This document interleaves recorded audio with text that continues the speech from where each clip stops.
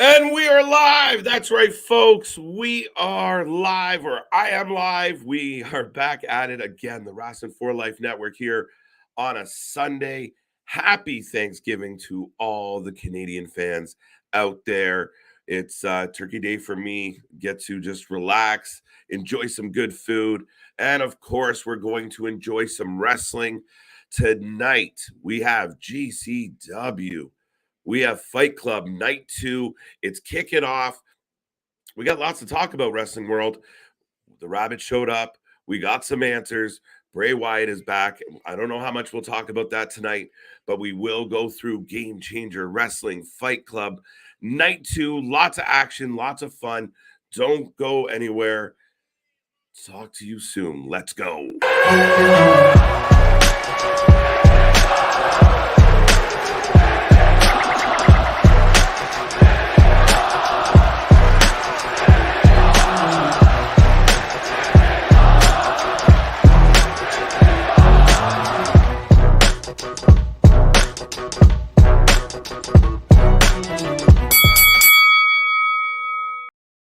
Ding, ding, ding. We are live. We are ready. And this show starting off with Nick Gage, who won back his GCW world title last night. He is ready to go. He's just milking it with the crowd. The show kicking off with a lot of energy. The king has returned to his kingdom. And, considering he was on the verge of, people thought maybe it would be his last match in GCW. A lot of us thought it was highly unlikely. And sure enough, Jon Moxley, thanks to W. Morrissey and Bibbins, our buddy Bibbins, indirectly helps Nick Gage retain his title. And this man is an absolute god in this environment.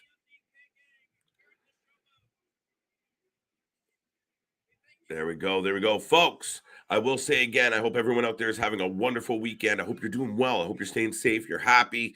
And like I said, anyone else in Canada, like myself, happy Thanksgiving. As a true fan of the turkey days and always looking for a good reason to gobble some turkey, I'm pretty content with Thanksgiving. We have lots to be thankful for. We've had one of the busiest weekends on this channel in its history. We continue to grow. We continue to push towards 1K. And we thank all the fans out there for being a part of that, for being a part of the growth of this channel. We love bringing all these streams to you, and we're not going to stop. Tomorrow, we will be here for the season premiere of Monday Night Raw. What will that mean for the Rabbit? We get the DX 25th anniversary. The wrestling world's reacting to everything that happened. But right now, I got Nick Gage in the ring going for a microphone. And let's just see how the fans are doing today. White Rabbit. Look, another White Rabbit being spotted. How fitting. But let's go. It's going to be another awesome GCW pay-per-view. Going to be an awesome show. Yeah, I'm looking forward to it, Damien. A lot of the fans on this channel, they get into these smaller card shows, and you know what? You get some really good wrestling at times. You get some bullshit, but at times we get some really good stuff.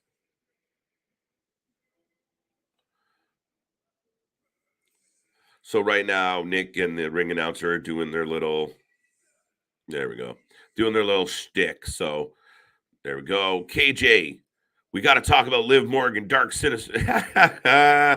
All right, let's talk about it. Let's talk about a White Rabbit. People making a big deal today. Seth Rollins and Liv Morgan both blacked out their Twitters. Interesting. All right. So that's the first part.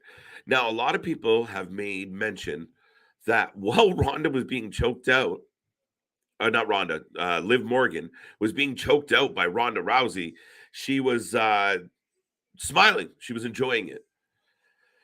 And then she loses, and she's still smiling. She looks sinister. She looks evil. She's been trending for that reason. You're right. You're right, White Rabbit.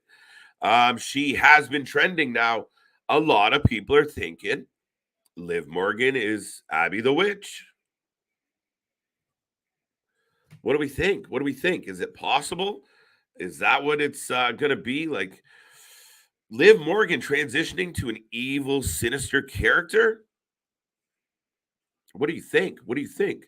Is it a good idea? Is it a bad idea? All right. So Nick, just to keep you up to date, Nick Gage is just cutting a promo. And like I said, he is the god of the gymnasium, that's for sure. You deserve it. But yeah, so what do you guys think? I know what I think. I'm not sure that established wrestlers, especially someone that was a babyface last night who was an established champion for a while, that all of a sudden they just joined this Wyatt Six. Part of me kind of got my head around the idea that Gacy, maybe Schism, the Grizzled Young Vets, all weirded out. Whoever was in that red hood, we still don't have an answer to that. I like those kind of possibilities. This is my favorite possibility, my favorite rumor going around today, and it was trending a little bit. Bo Dallas on his way back to the WWE. Yes, he's the White Rabbit. JV, good to see you. I honestly think that I want my own little fantasy booking desire is having Bo Dallas a part of this. Honestly, that's what I think. Why not have Bo Dallas in the mix? Why not have Bo Dallas a part of this? Bo Dallas is a talented wrestler.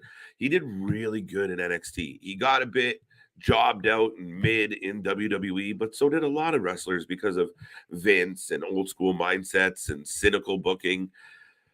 So yeah, I mean, for me, why not Bo Dallas? Why not have Bo Dallas be a part of this? I'm all for it. I've been saying it for a minute. By my estimation, and nobody's here to argue with me, but my estimation, Bray Wyatt wasn't technically the White Rabbit last night, right? But I mean, you can split it in any way. Holy shit! Excuse my language on a Sunday. Sawyer Wreck is coming down to the ring to have a conversation with Nick Gage. I said it last night when we watched Sawyer. Sawyer has been on the come up. Like, she is, what is she, 6'1", 6'2"? I got to look that up, folks. Let's look that up while we're live. Sawyer Wreck. Oh, more music. All right, so GCW starting off with some fun tonight. Alec Price on his way to the ring. And he just pushes Sawyer. Sawyer's got 1.5 feet on this guy. Sawyer Wreck profile. Let's see, folks. She's had 27 matches, so young, green, very green. But she's got a look. I see things for this girl. She beat Allie Katch last night. Breaks my heart a little bit. What is she? Facts and stats. Let's go. Everything's unlisted. This is terrible. Oh, shit. Folks watching at home or not watching at home, we have Lio Rush walking through the door right now. Lio Rush is in the building. You know, the man of a million retires. He came back. He was victorious in a scramble last night, and he is coming out to the ring. And I guess several people have an interest in the GCW World Champion. Thomas, how you doing tonight? JV, how you doing? Damien, hope you're doing well. Chris Leclerc must not be happy after watching Bailey take the L. Chris thinks Liv needs to be a heel. Would she be a convincing heel, though? Bianca Belair and Bailey rivalry continues. Absolutely. I think that's far from over. But Belair just beat all three of those women. Pretty clean. Oh, shit. Shane Mercer here now. Wow, folks. So we've had a crazy, crazy weekend here on this channel. We've had a crazy weekend in general. SmackDown was good. We had 4 shows on the Friday night. Bound for Glory, another competitor.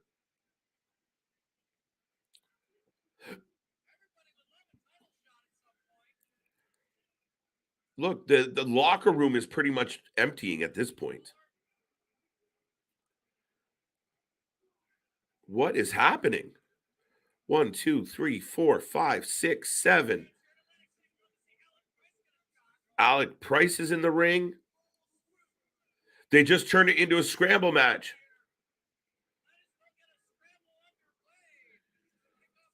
There we go. So we got a 7-competitor scramble match. Now, keep in mind, Lio Rush just won a scramble match last night. And Sawyer Rack is the tallest person in the ring by a foot. And I still haven't anybody else. Where's my fact checkers? How tall is Sawyer Rack? I can't multitask, people. It's Thanksgiving. I'm feeling good. What else we got here tonight? White Rabbit, welcome to the show, by the way. I believe Bo Dallas is the White Rabbit and Joe Gacy is the Fiend. Now, a lot of people, White Rabbit, surmise the other way around, that Bo Dallas is the Fiend and Joe Gacy is the White Rabbit. Now, and I did see some people online trying to break down the body types and the shapes of the arms and those who might need long sleeves to cover up tattoos. So, folks, by the way, we do have a match going on. We have a 7-person scramble. I probably couldn't list all 7, but we got Alex Price, Sawyer Rack, Lio Rush. Who else is out there? But we have a scramble. If you know who's in this scramble and you want to predict who you think is going to win, let me know. I'm going to go Leo again. Can you do back-to-back scrambles on back-to-back days? Why not? Remember, Bo is engaged to Liv Morgan. That is a true story. Imagine. What if JoJo is Abby the Witch? Liv. Interesting. To me, that would be out of left field. And I think it would require... So the way I see it, let's say tomorrow night, Monday night, where we will be live, again, as always, what if it's a case of Alexa's in the ring, we get a bit of a light flicker, lights out maybe, lights come on, and it's a creepy Liv Morgan, and she lays her out. Victim 1 of the Wyatt 6. Clearly there's an issue there. Clearly there's history. I got everybody jumping out of the ring right now. Oh, shit. Shane Mercer just catches Nick Price. Wow. The action is going, folks. It's been live. Let's go. And Sawyer Rex sits down on a chair as the only competitor left in the ring. The crowd is behind Sawyer Rex. KJ, a person told me that the Fiend was Gacy's height too. Possible. Personally, I didn't, get a really good look, and I found it funny that I found it funny that the Fiend was kind of tucked behind everybody in the pictures. Oh, big chair shot by Sawyer Reck. Now, let me know out there, folks, how overall, I know we were here live. A lot of people said 10s, 9s. How you feeling the day after? You wake up Sunday morning, you're looking at all the buzz. I mean, I've watched it. Shit, if I've watched it 15 times, I've watched it 100. Like I just every time I come across it, I watch the entirety of the video, whatever length the video is. How are you guys feeling about it today? Are you excited about Monday Night Raw tomorrow? Thomas, what's up, buddy? Hope you're doing well. Chris LeClaire, yes, she is. Lucky bastard. I never understood why Bo Dallas never had a gimmick with his brother. Gary, welcome to the show. Welcome to the stream. We know the old school WWE had a very, they would do a lot of stuff like that, right? Like, they didn't want it Braun Breaker instead of just calling him Rex Steiner or Braun Steiner. They always try to keep family members apart to a degree until they found it advantageous. So I think they just wanted Bo to kind of do his own thing, where I thought Bo would have always been good as one of the Wyatt family. I think he would have brought a good attitude. I think, keep in mind, Bo Dallas was a solid wrestler. And a lot of the work he did in NXT was outstanding. So I always wanted a little more connection between them, but the booking in the WWE for a long time was questionable. Partly why Bray was deemed, difficult to work with and eventually released. Lio Rush with a big kick. Sawyer Wreck is going to be a star in GCW. She might be a star outside of GCW, Damian. She's a unique talent. If she can keep working on her in-ring, I don't know what she's like as far as being a promo. I don't think I've ever seen her have a mic, but a woman of that stature, I don't think needs to talk a lot. And she really does well getting over with her body language. Wow. Alec Price and Leo having an exchange in the ring. Oh, big kick, big kick, big kick. Allie Katch versus Jamie Hayter would be awesome. Yeah, sign me up, White Rabbit. I'm in for that. Absolutely. Nick's favorite versus my favorite. The man of retirement should that should be his gimmick, right? Yeah, he's like he's kind of like the Dave Batista, 2022. Sawyer Wreck, double choke slam, double pin, double kick out, double kick out. Yeah, no, back to your point though, real quick with this one. Yeah, Damien, I think you could see Sawyer showing up on Impact. We recently saw Ali Katch have a Monsters Ball match with Slamovich, but Sawyer could show up places. To me, she's someone people should keep an eye on. Wow. Spanish. I don't even know what to tell you guys as far as the play-by-play. Action everywhere. Frog splash. Everyone's down. Shane Mercer back up. Wow. Oh. I'm sorry. I don't think Bray Wyatt has a faction unless we see them tear through DX on Monday. Ding. Thoughts? Are he just going to take over for Judgment Day? I don't think so. I think if he was going to have anything to do with Judgment Day, we would have got it during that match. There was a lot of moments. There was a lot of time, and we were sitting here live going, "Oh, it's gonna! Here he comes! Here he comes! It's gonna be now! It's gonna be now!" Because it was so long and drawn out, and very well written story. Oh shit! Wait, what the hell just happened? So he just had a botch. They went for a 1. They went for a 2. The ref went to go down for 3, and I guess somebody was supposed to yank his leg, but nobody was there. So he just jerked himself, and then there was So technically we should have had a 3 count there. Wow, springboard, sling blade. Oh, Rush with a cutter. I still think it's a faction. And I know JV, you don't necessarily. I know Nick thinks it's not necessarily a faction. Wait till tomorrow. Lio Rush with the win, by the way. 1, 2, 3. Lio Rush is victorious. So it looks like Lio Rush is heading towards Nick Gage. Interesting. There's some type of commotion going on in the gymnasium. I don't know what the hell happened.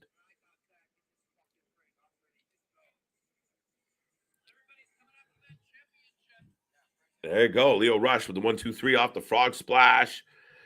I don't know what the commotion is at the side of the ring. I don't know if it was an unruly fan. I don't know. It was weird to me. Yeah, I don't think he's going to take over Judgment Day. I really don't, JV. I think it's too simplistic.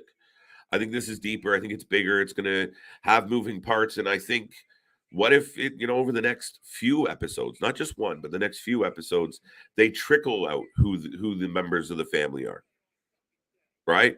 Like I said, what if it's tomorrow, Liv pops up all creepy and decimates Alexa Bliss on behalf of Bray Wyatt. And then we know it's, oh shit, it's Liv. But who are the rest? Well, we'll find out next week, or we'll find out on SmackDown. Okay. Oh, it looks like somebody took an injury. Okay. The White Rabbit is tall as hell. It's just the ears, JV. Don't get caught up. KJ, I personally believe that Su Yung is Abby the Witch. No. No. Come on, White Rabbit. It'd be interesting, but I don't see it. Mercy is Loomis, 100%. A lot of people were saying Waller because of the Hawaiian shirt, like the tropical shirt, the vacation shirt. But yeah, it made me laugh. Mercy is Loomis. It makes sense. It does. It does make sense.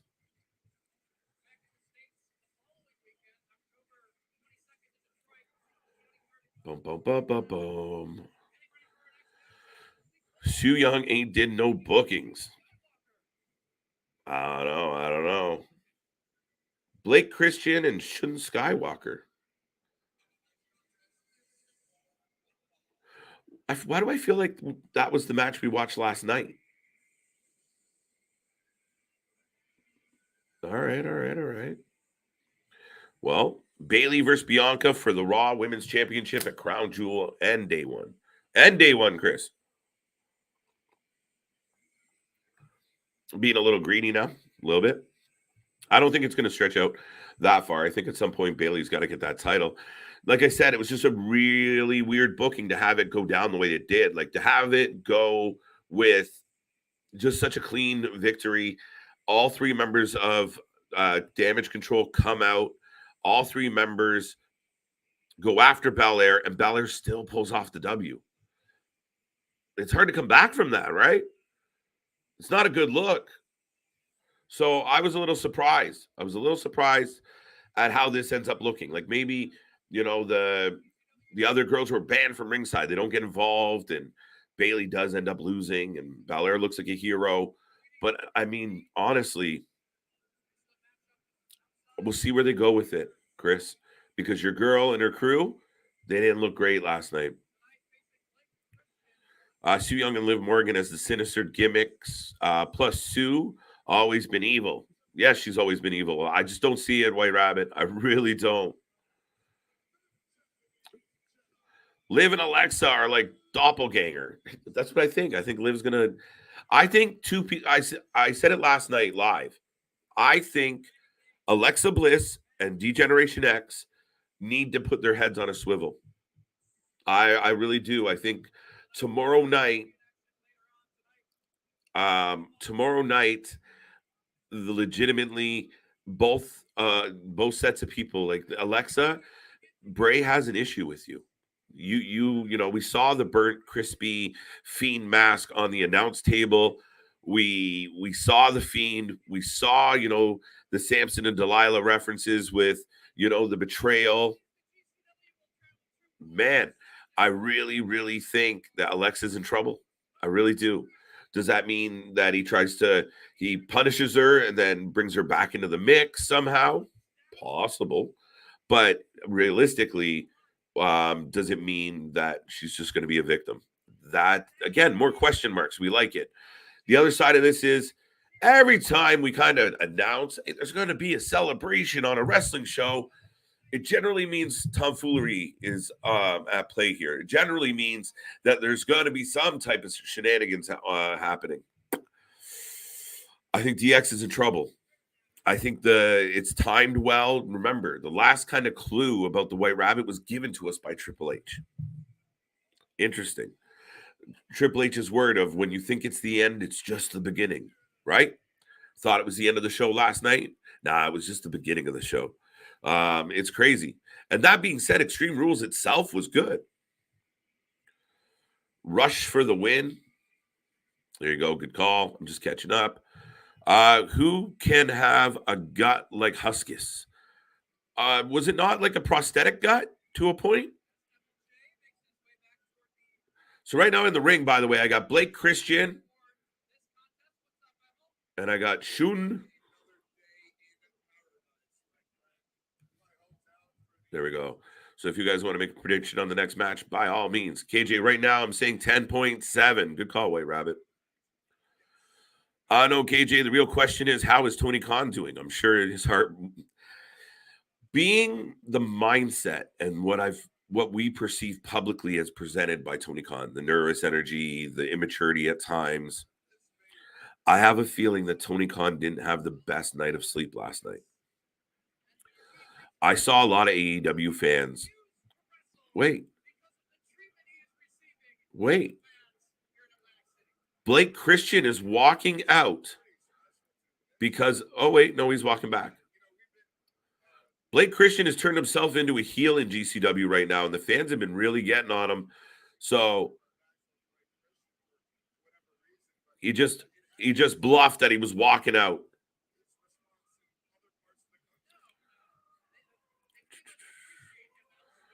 What else we got?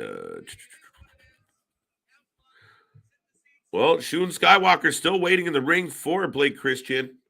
By all means, like I said, get a prediction in on this, folks. We are watching GCW Fight Club Night 2. And like I said, Blake Christian, Shun Skywalker in the ring at the moment. But a lot of talk about the White Rabbit, a lot of talk about last night, and I can completely understand. So why not? Why not? Tony's in trouble. And a lot of people put out the sentiment there, and I know I kind of lost my original train of thought, but Tony has to be aware of what's happened. Like, he knows the upward momentum of the bigger company. And what we've got out of Tony lately has been, it seems like erratic booking. It seems like panic booking. You know, oh, go get me Bandito, get me this person, get me that. Like, but they're not needle movers. It's not like the beginning where there was like, get me Adam Cole, get me Daniel Bryan, get me, you know, get me Punk. Now it's, oh, wait, who's left? Who else wants to come here? So, yeah, the trick for Tony is this. Stop paying attention to what the WWE is doing. It was one of the downfalls of WCW is playing that war game with WWE. Tony needs to just go back to working on his own product, focusing on his own product, booking his own product properly, building stories. Everybody, that's where I was going with this earlier, was I saw quite a few of the diehard AEW fans try to shit on the Bray Wyatt moment, try and like take away from what it was. That's fine. Teach their own. However, it's completely it would be completely ignorant to say you don't realize the impact it had, or the buzz it had, or how over this was. Whether you love it, hate it, don't give a fuck about Bray Wyatt, don't like the spooky shit, that's fine. That's your opinion. But you can't deny the groundswell. You can't deny the entire internet, whether you cared or not. We're very intrigued. We're very curious about it. It's over. And now Tony's got to find a way to go, okay, look, it's stories, it's the intrigue, it's the things that go around good matches that complement everything you're doing and that drive people to the business. So when people tune in to find out about a White Rabbit, they see some really good wrestling matches and they stay. So, like, when your ratings go up because your EVP is getting a brawl with Punk and you get 3-4 weeks in a row of 1 million plus, when people tune in, you got to give them good shows. You got to give them quality. You got to stop spot booking. You got to stop hot shotting and just get back to business. Don't worry about what they're going to do. They're going to do their thing and they're going to do it well. And your only hope is just get your shit in order. Stop making comments, say less. Don't go out in on the internet and make, share everything. If you're going to run a show 15 minutes extra, let it be a surprise. Let us be intrigued by what you're doing. Don't just keep showing your cards, and show some maturity. Take a deep breath and refocus. Trust in the people around you that actually know what they're doing and aren't self-serving. That's my speech for Tony this week, folks. Mick Foley has a guest appearance tonight on GCW. Yes, Damien. Mick Foley versus Nick Gage. No, just kidding. King Jordan, how's it going? How are you doing tonight? I hope you're doing well. I'm excited. What's next for Bayley and Bianca Belair? Who knows? It might be nothing for a minute. We'll see how it happens. White Rabbit, yo, KJ, what if Gacy recruit Bo Dallas and Schism? I think that's how you say it. Schism. Yes. I think Schism specifically the tag team, right? So I don't know about that. All the reports are saying that Bo Dallas. It's funny. The day after Bray is back on screen, back in the WWE, it's Bo Dallas is coming back. Oh fuck! Somebody's been saying that for about 3 months. But hey, what do I know? But nonetheless, yeah, I don't think they're going to squeeze him to Schism, unless if you look at is the White Rabbit Gacy, the Buzzard, one of Schism, and the Fiend or the Pig, the other member of Schism. Maybe the Fiend's Bo Dallas. That rounds it out, and then we just have who is the witch. Is it Liv Morgan? Is it Lacey Evans? I know that's a reach, but people have surmised it could be Lacey Evans. People did point out the fact that she swung a broomstick around like a witch. I don't know.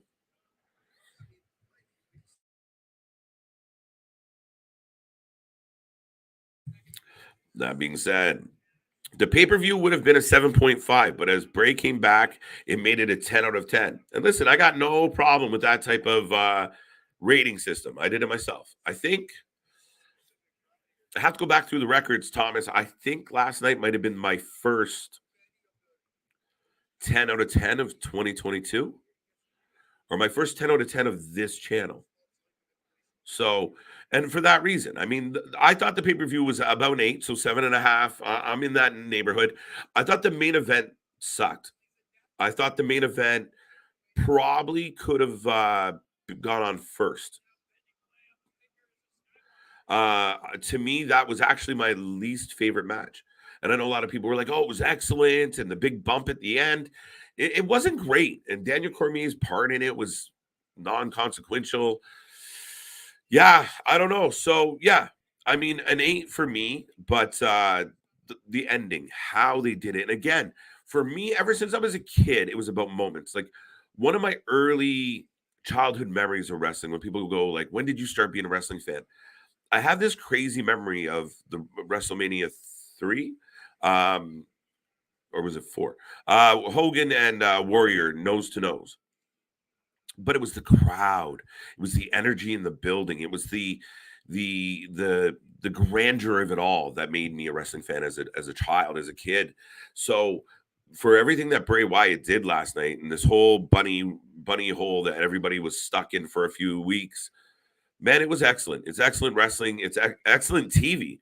It's entertaining. It's a whodunit, right? Wow, big kick.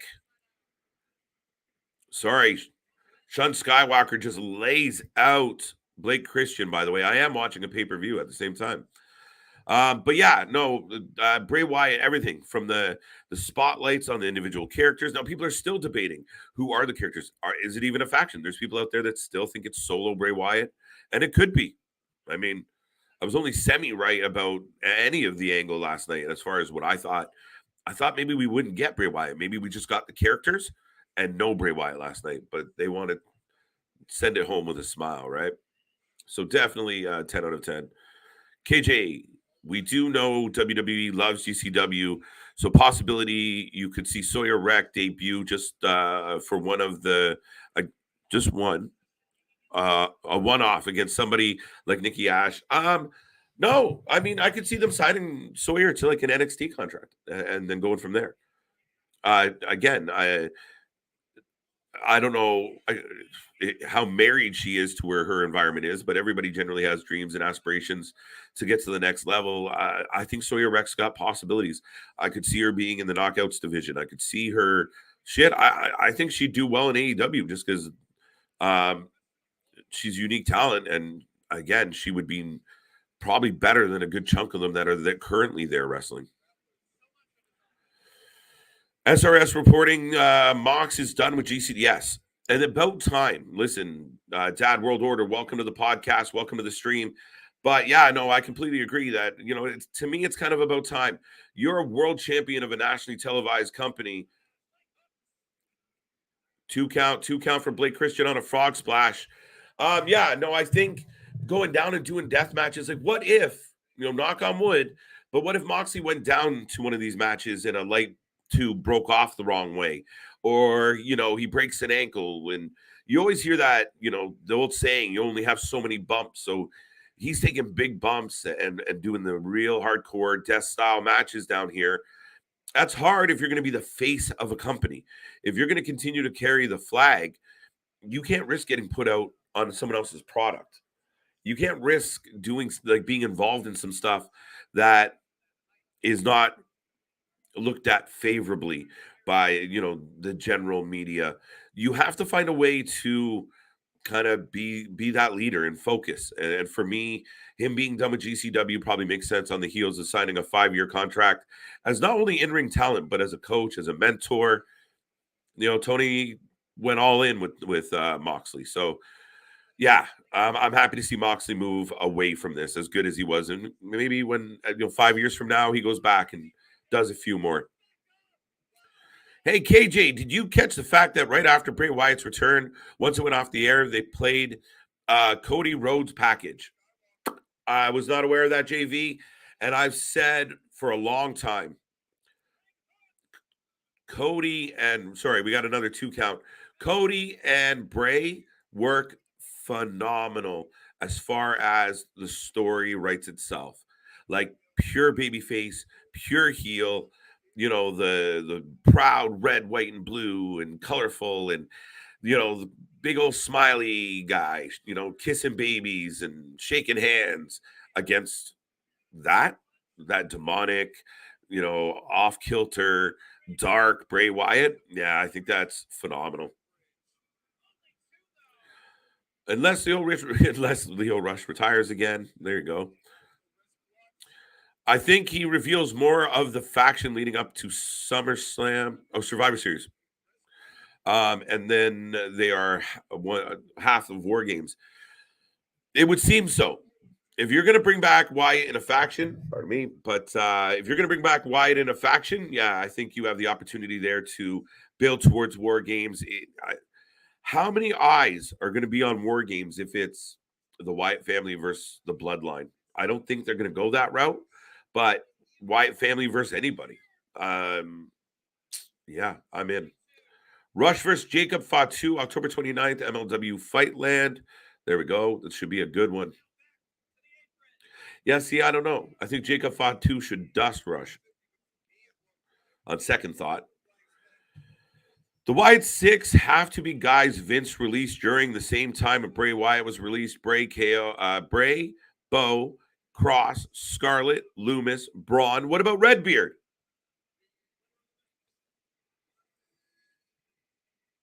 Oh, there we go. 1, 2, 3. Blake Christian with the win. There we go, folks.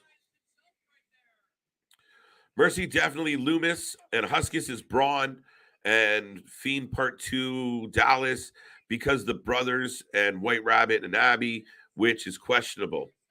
Interesting.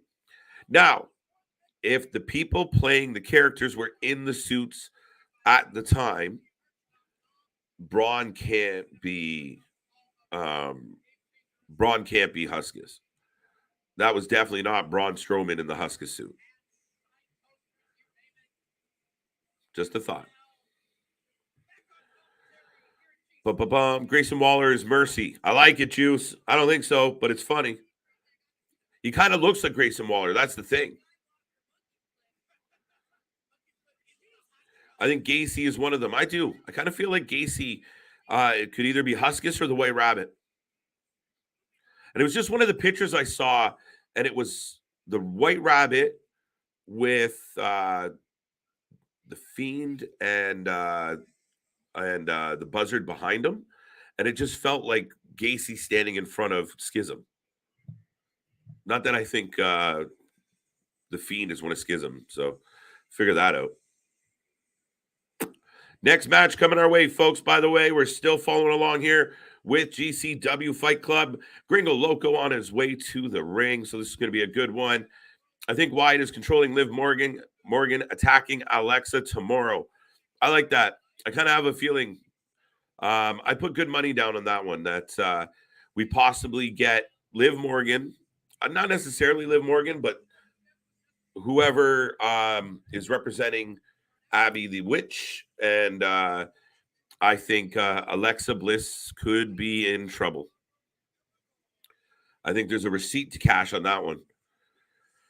Grayson Waller and Austin Theory would fit the Miz faction. Yeah, you could do that. I get where you're going with that. Same attitude, same. I could see Grayson Waller and Theory being a really good tag team. KJ, I would love to see Shun Skywalker versus Konosuke Takeshita. Yeah, why not? Shun Skywalker's good. I mean, there's a lot of matchups that would be good for Shun. Even somebody like Bandito, who we recently saw in AEW. There's definitely options there, but we'll see what happens with Shun over the next little while. I can see him popping up in the X division. There we go. Masha Slamovich. Masha has got herself over big in the last few months. Of course, she just went after the world title.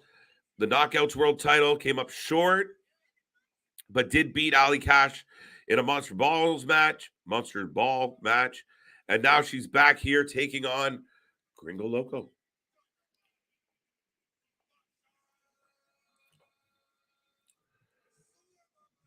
One second. Let me clear my throat. Aha. The next pay-per-view for New Japan, Switchblade, Jay White versus Eddie Kingston. It's going to be a good one. One hell of a match. That's a gentleman that I'm a big fan of, and I keep joking, and everyone kind of gets mad when I joke about it.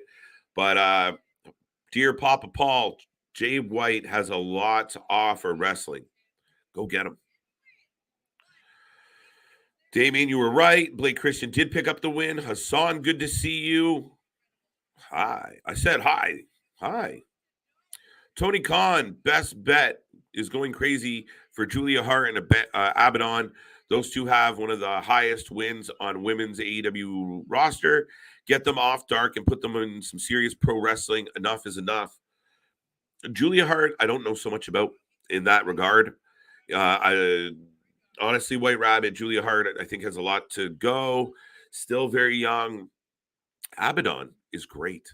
Abaddon, you could have done a lot with. You don't have to just bring Abaddon on for the Halloween show. She's a talented wrestler. She's athletic. And her gimmick works. Her character is solid. She's convicted. She's into it. You believe her. It doesn't come off hokey because of that. And if you've watched Abaddon over the last year and a half, she just keeps improving. She keeps adding moves. She's working on her craft. She's in the gym all the time. I'm a fan. And again, there is what I would like to say a plethora of talent at Tony Khan's disposal that's not quite being utilized the way it should be. Shun Skywalker is the MLW middleweight champion in MLW. Makes sense that it would be in MLW. If he was the MLW champion, middleweight champion somewhere else, I'd be concerned. But just, yes. I got a question. Question of the day for you. After that giant nuke called Bray Wyatt showed up on WWE, should WWE have allowed him to beat the Taker streak and allowed him to carry on the Undertaker's legacy? Regardless of what happened last night, yes, there was a lot of listen, truthfully, JV, I don't think anybody should have ever broken the Undertaker streak. I don't. As a diehard wrestling fan, as a guy that was invested in all of it, I was still disappointed to this day that the Undertaker streak went out, especially to somebody that didn't need that W. Brock Lesnar was going to be Brock fucking Lesnar for his whole career, regardless of beating the streak or not. It was so unnecessary, and it just felt like another Vince thing. And for me, you should have left that streak alone. However, the Brothers of Destruction coming back and beating the Wyatt family was an L, a big one. Anytime Bray Wyatt had momentum, those like the Goldberg situation, even kind of what happened with with Roman, like. You know, 1 week you're dropping the entire arena on this man to keep him pinned. The next week it takes a Superman punch and a spear. It just, yeah.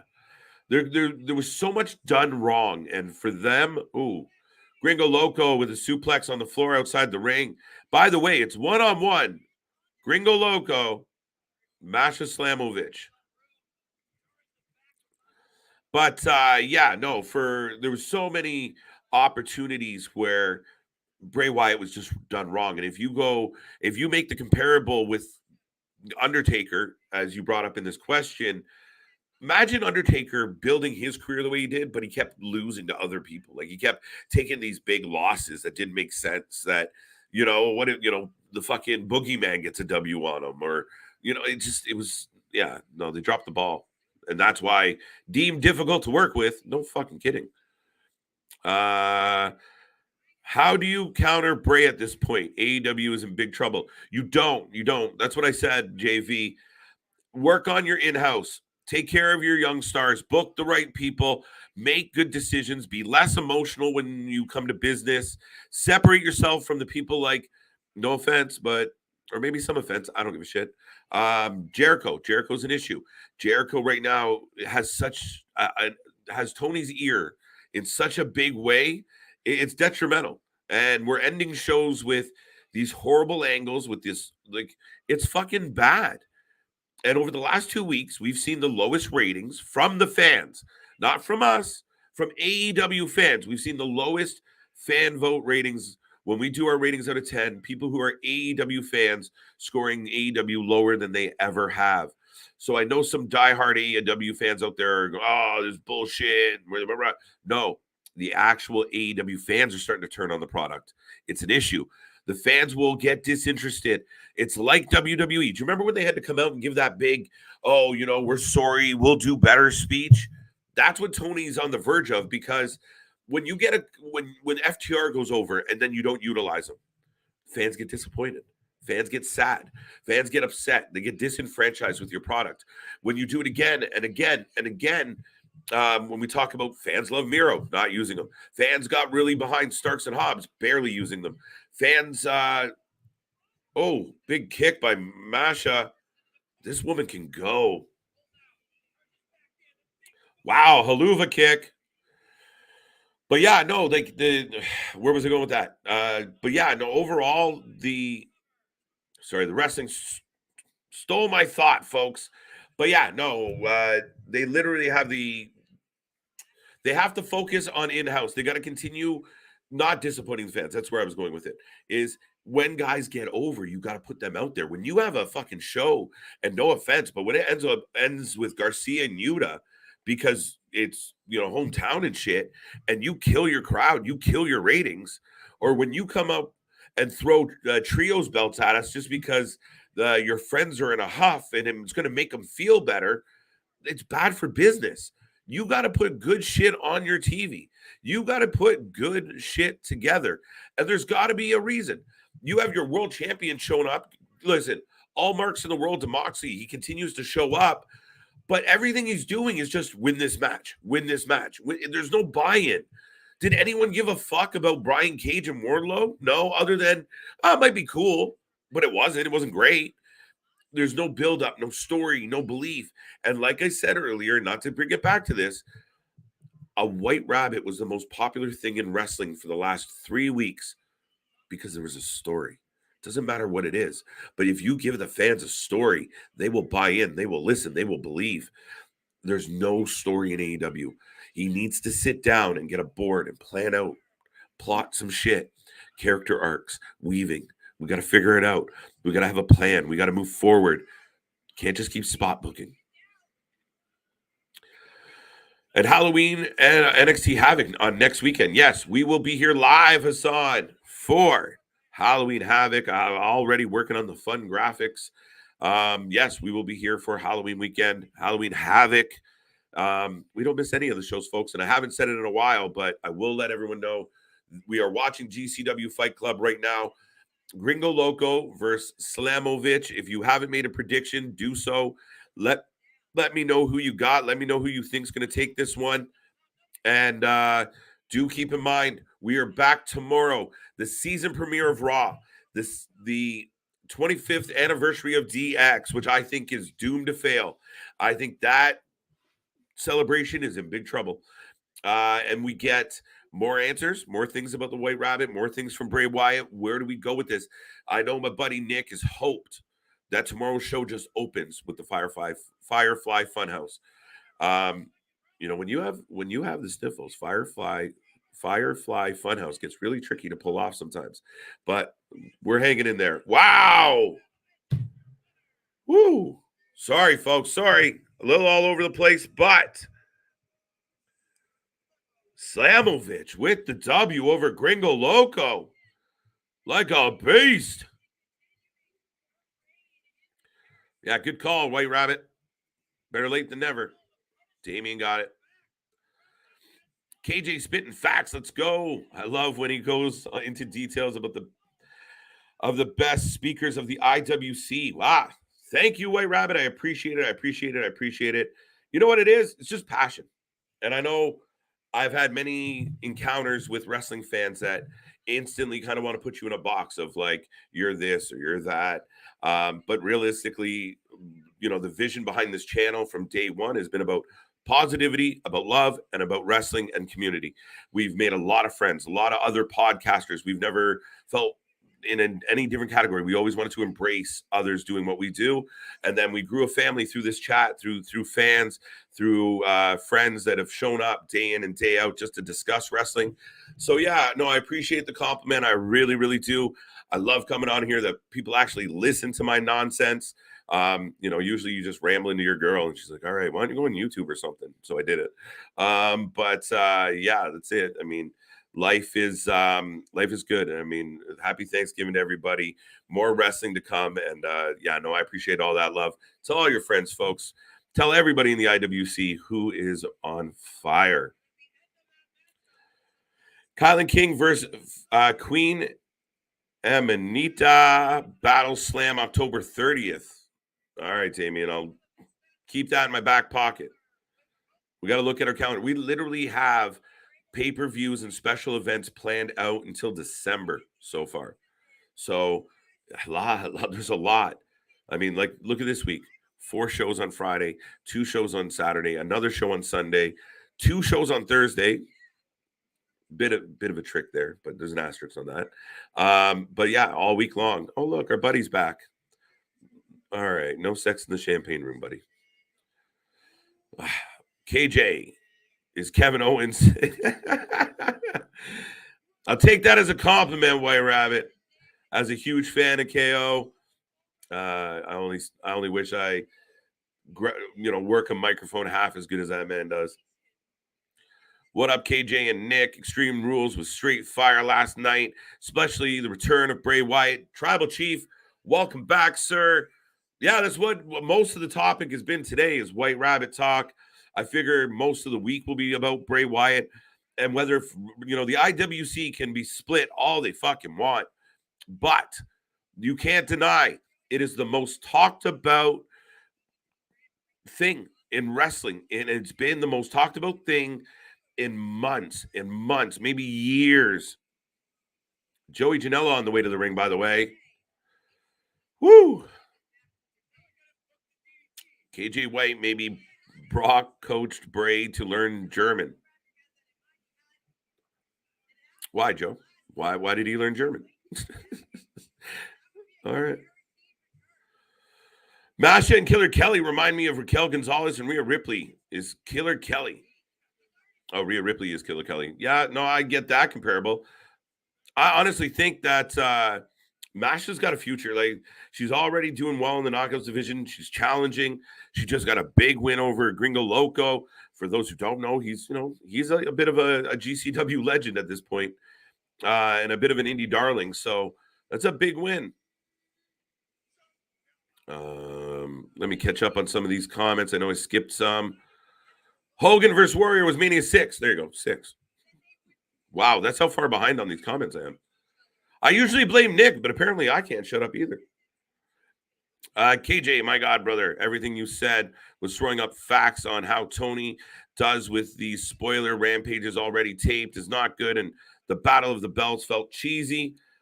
First and foremost, if you're going to name something right, Listen, last year, 2021 Extreme Rules, we sat on stream, and my buddy Will was talking about it last night, where we were bitching. There was 2 stipulation matches, and Extreme Rules was the furthest thing from Extreme Rules. So we had no choice but to be critical of it. Battle of the Belts for the same reason. If you're going to title something Battle of the Belts, to me, it's not just random championship matches that don't make sense, that don't have a build up. Like the Battle of the Belts used to be like champion versus champion was the main event, because it was the battle of one territory's champion against yours, and it mattered. There was more build up to it. It's just a drop show. And the fact that they went live at 11 Eastern, I read reports that they were going to put it at 10, but apparently that wasn't the case. So, yeah, I mean, to go late like that live, what's the point? But again, I think ultimately for me, I've been watching AEW from day one. And truth is, I was in that phase where I wasn't really paying attention to wrestling, where, before I was going to bed, I'd throw on that week's Raw and kind of watch it. If I dozed off, maybe, I'd watch it in 2 or 3 parts to kind of get through the wrestling of the week. But some weeks I missed, some weeks I didn't. It all depended, but I didn't really care about the wrestling. A lot of the same shit, all the stuff that we came on streams and complained about with the WWE for a long time. It was actually AEW and that original All Out, and the kind of getting into the way they came up with the funds, using the crowdsource, and really building the brand, and then the buzz started happening, and you saw names like Jericho and the Bucks and Kenny and the Lucha Brothers, who I was a big fan of, and all these names. You're like, okay, shit, this is gonna be cool. An alternate product, an alternate. There we go. Someone was like, he's one of the best speakers in the IWC, and then he just stumbles all over his tongue. The alternate, wrestling product with actual money behind it that might be able to give this a go. And in the beginning, I think there was a lot of stuff where I was like, this makes no sense. This is crazy.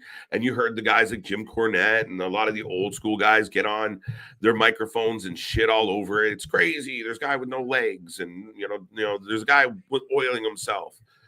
But as a pure wrestling fan, you just kind of, and hoping for good entertainment, you kind of look past some of the flaws, some of the blemishes. But then as it progressed, you wanted to see it progress. And I think AEW and Tony had done a really, really good job of giving us something else. They've given us pay-per-views that I've rated 10 out of 10. They've given us shows that I've rated 10 out of 10. They have given us big moments. That Punk moment is one of the best wrestling moments of the last decade. Don't kid yourself. What that Punk moment was so epic. And week in and week out, especially from the onset, this channel started, 6 months ago, 6.5 months ago. And when we first started that channel, week in and week out, Dynamite's the best show. Dynamite's the best show. Dynamite's the best show. Sometimes Rampage would be in the top 2. An hour tape show was still better than the WWE product. And then it just kept going. But a lot of it was, a lot of it we got off on the hot shotting. A lot of it we got on the surprise booking. But you get to the point where you're like, we need more. And again, nobody predicted Vince McMahon going the way he did and having Triple H step in. And this, Tony now seems like he lacks confidence. Tony now seems like he's struggling. Tony now seems like he's panicking. He's doing things out of emotion. He needs to just take care of business. Take his house, put it in order, use the guys that, highlight the right talent, not who you like more. Yeah, you got to dress up like Orange Cassidy for Halloween. That's awesome. But you put him in the right spot. You put him in the right spot on the card, and you give him some type of story, some type of angle that we can follow for a few weeks, even though he's in the middle of the card. But you give us things that matter. You can't keep ending the shows with fucking Jericho. You can't keep ending the shows with bullshit finishes. You can't just not make sense of what you have before you. You gotta amplify. You gotta amplify the Wardlows. You gotta amplify the FTRs. That's a really long-winded answer, by the way. 1 second. Take a breath, folks. We still have GCW going on. I will catch up on these comments. Thank you for being here on a Sunday. We are the Wrasslin for Life Network. Big shout out to Nick. Big shout out to CJ. I'm riding solo on this Canadian holiday. Canadian holiday. No, the only one working is the Canadian. So Cole Roderick. Oh, he's got a scooter. So we got Joey Janela versus Cole Radrick. Amazing. So for those who are not watching GCW right now, Cole gets a scooter, scoots along the gymnasium. He has Joey Janela sitting in a chair, and he does a drive-by knee on the scooter. Unique, if nothing else, folks. Unique. We're getting chairs. We're getting doors. That's kind of cute. I kind of like that spot. I know some people would kafoo it, but... And I would like quickly point out before I click on any more comments, I will remind everybody, go to our buddy over at All Wrestling Tees. Get yourself one of our t-shirts. If you're a fan of the show, if you're a fan of the streams, if you want to show some love, you want to show some support, just go to All Wrestling Tees. You can check them out on Instagram. You can check them out on the Redbubble link below. And you have the What t-shirt in honor of our boy Nick, the What Machine. You have the Mr. Every Night t-shirt, the shirt that lets everyone know what is up.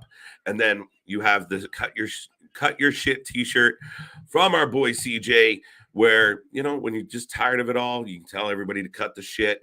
But go check out Alt Wrestling Tees now. Like I said, the link below. Check them out on Instagram, Twitter as well. Or you can email them at altwrestlingtees@gmail.com. They've done great work. We got more coming your way. We have more little sayings and slogans and fun stuff that we want to throw on some t-shirts. So go check them out. Show some love, folks. But thank you for being here again. As always, we greatly appreciate it. Oh, there's only one of me. There we go. All right. Now that I've caught my breath a little, where are we at with this? Little Cherry, welcome. I want to choke slam Cornette and Russo. Well, Cornette and Russo are an interesting couple, that's for sure. It's funny. I was going to say this before I read the t-shirt thing, but I like to think of myself as a decent hybrid. Like, I have a lot of old school thoughts. I listen to Cornette. Cornette is actually, in a funny way, the reason I ended up here. The reason you see me on your screen right now all started kind of because of Cornette. It's kind of my little take on it, but essentially listening to Cornette kind of drove me to start doing more with wrestling, and it led me to here. So that being said, I like Cornette. I respect his opinion.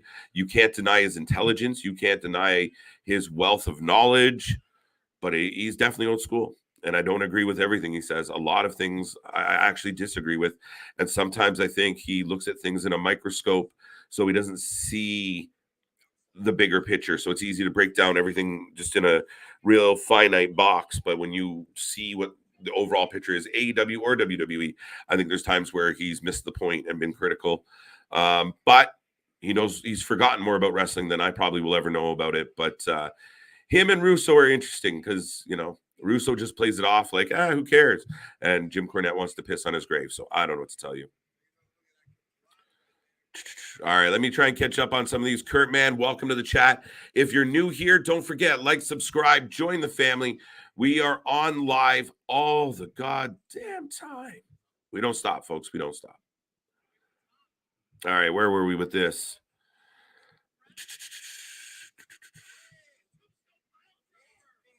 Wow, Joey Janela hits a tombstone. I was disappointed when Brian Cage lost against Wardlow, and Jade Cargill needs to face Savannah Evans after Nyla Rose. All right, few things. Brian Cage, I didn't care. I'm not a Brian Cage fan. I wasn't disappointed. Wardlow's a guy that, to me, they wasted. This guy was over. Wardlow was on fire. Am I wrong? Like, Wardlow was unbeatable. And I keep going back to it. That night where they had him on top of the cage and he's holding the belt and people were going nuts. And since then, they've completely punted it. They've fucking punted out, and I don't get it. Nyla Rose messing with Jade, I don't know why that's happening. I guess just lack of depth. But I don't care for Nyla Rose going after Jade again. Jade's going to keep winning, so it doesn't matter. Savannah Evans, formidable opponent to Jade Cargill. I like it. Good call, White Rabbit. Dad World Order Podcast says Bray needs to be as far away from the title picture as possible. I agree with you on that. DWO, I agree with you. I think if you start putting them in the title picture, you run taking losses that you don't need to take. I think literally right now, especially the way the rosters are set up and the shows are kind of set up, Bray Wyatt just annihilates Monday Night Raw. He is the face of Monday Night Raw. Doesn't really give a fuck about the belts. He's just the tormentor of Monday nights. Joey Janela has Cole up. They're standing on chairs. They're standing on folding chairs in the ring. Cole reverses. What are we trying to do? Wow. Cole Roderick hits his like cradle power bomb driver on the chairs while they were standing on the seats of the chairs. Chairs didn't even give when they went down. 2 count, though. 2 count. I love the small Brody Lee tributes in his debut last night. Light coming from the door was very similar to Brody's. Exalted one, the Abby the Witch wearing the Bludgeon Brothers mask. I love it. And I think we'll get more of that. Obviously, we know what Brody Lee meant to Wyatt. We all know the connection there. And I'm sure there's even more imagery and little nods to Brody Lee that we don't even know about. I truly believe that we'll see some more of that in imagery. But I agree with you, Dad World Order, that nice touches. And that's what's been so fun, I think, about the whole story, though. It's all the little details. Everything's been thought out. You know, it could have just been any mask on Abby, or it could have just been a red light because red would have made sense. But no. Can we make it look like this? Like the little nuances. It makes it that more compelling. It makes it that more interesting. And the little bits of realism help us extend our imagination and go with it. Masher and Killer read that one. KJ White, maybe Brock got that one. How did I end up back up here? All right, let me after the bot. KJ, that was a compliment, my good brother. I think I took it as a compliment. Did I? Yes, okay. Yeah, all right. I'll take it as a compliment. Wait. Wow. Joey puts the door on Cole and Court. Oh, coup de grace onto the door. Wow, Cole kicks out. Joey Janela almost picked up his second championship on GCW. You're welcome. I'm excited to see Bobby Lashley versus Seth Rollins. I got a feeling Seth might win. Now, what does everyone out there think about Seth Rollins blacking out his Twitter? What does that mean? Is he a part of this? Is he the White Rabbit? What do you think? It's not. I don't think he's the White Rabbit. I don't. Joey is thumping this man with a broken door. Thumping him. No sells it. Big kick by Cole. Jericho show has to end. Kurt, man, listen, I can't agree more. And this is like, we got fans, true AEW fans, begging for FTR to be on the show, begging for, again, I've said the list several times on this stream alone. Excuse me, folks. But we're begging for anything. We're ending all these shows with Jericho. And people are, oh, what a great match. Listen, I'm nobody. I'm just a dude that likes to talk about wrestling.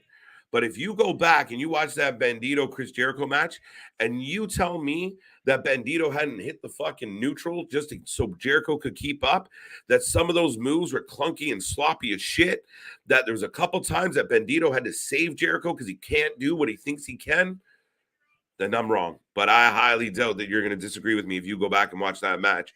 These aren't great matches. These aren't great main events. We have that great, on paper, sounds great. Danielson, we're at Jericho. Here we go. Oh, belt shot. Good night. Jericho champion again. It's become literally the Jericho show. And to me, him and the Jackoff Society, it's killing it. And it's like anything else. If you're a fucking hockey coach and you're giving your third line all the ice time and your stars are sitting on the bench, your team's only going to get so high. And that's the problem. When you have a bunch of fucking third liners taking all the ice time, and again, you got the guys like, I hate to bag on them, but the Bucks, in the way. They think they're the best, and they're holding everyone else who's actually better below them. That's your ceiling. When you get them out of the way, the ceiling can go up. But Tony's got to get out of his own way and just use the talent that's getting themselves over. And a perfect example of one that he got right, the Acclaimed. The Acclaimed got themselves over, and he's riding it. So credit where credit is due. KJ is right, and also Liv Morgan has the highest view for interview from yesterday. Yeah, apparently people are really, really intrigued by why she was smiling. Maybe she just likes the pain. Maybe she was like, that was fun. I enjoyed that. Let's do it again. Joey gets the win. Roll up out of nowhere. So now we got Joey 2 belts.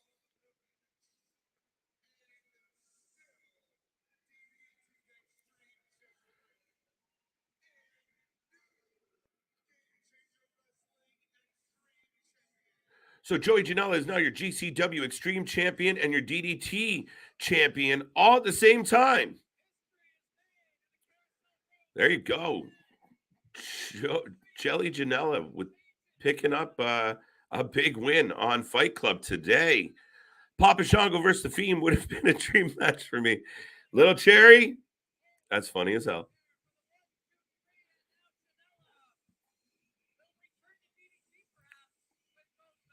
Dun, dun, dun.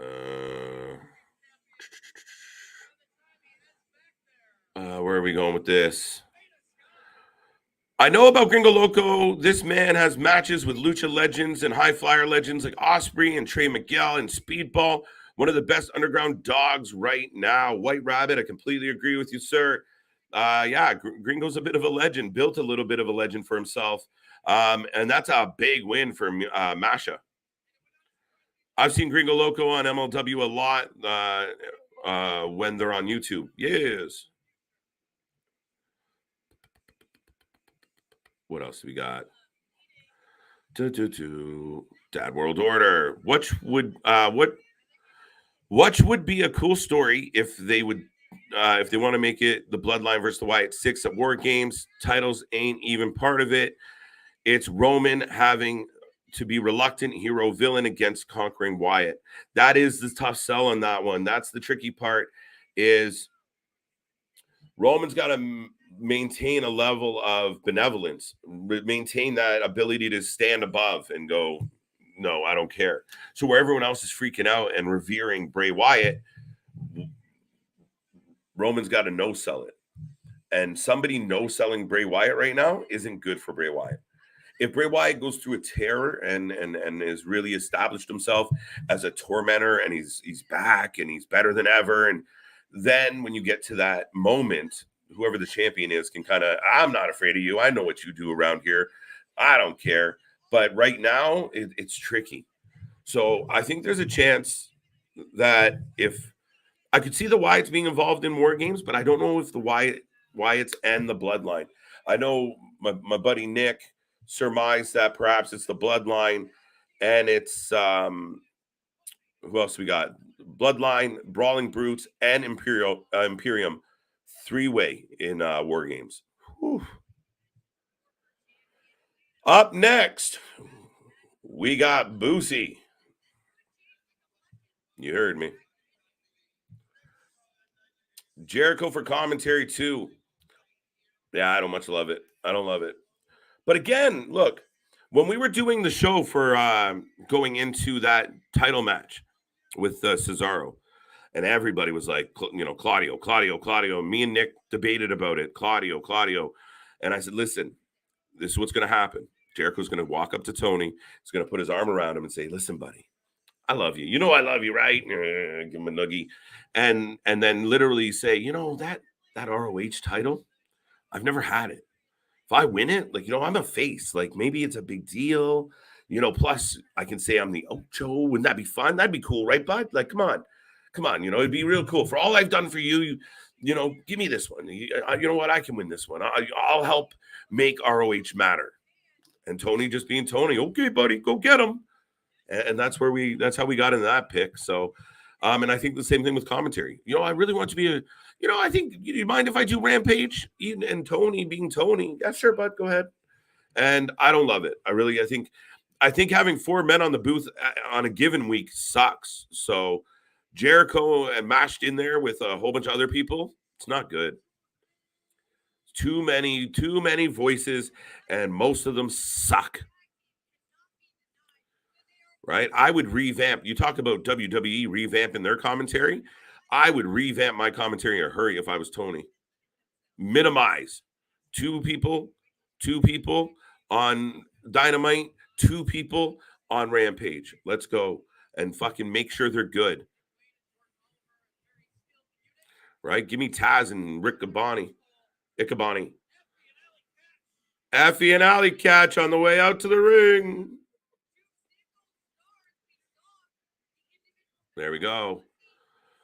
Got that one. Where are we going? That would be great, but Logan gotta get eliminated before any of that happens.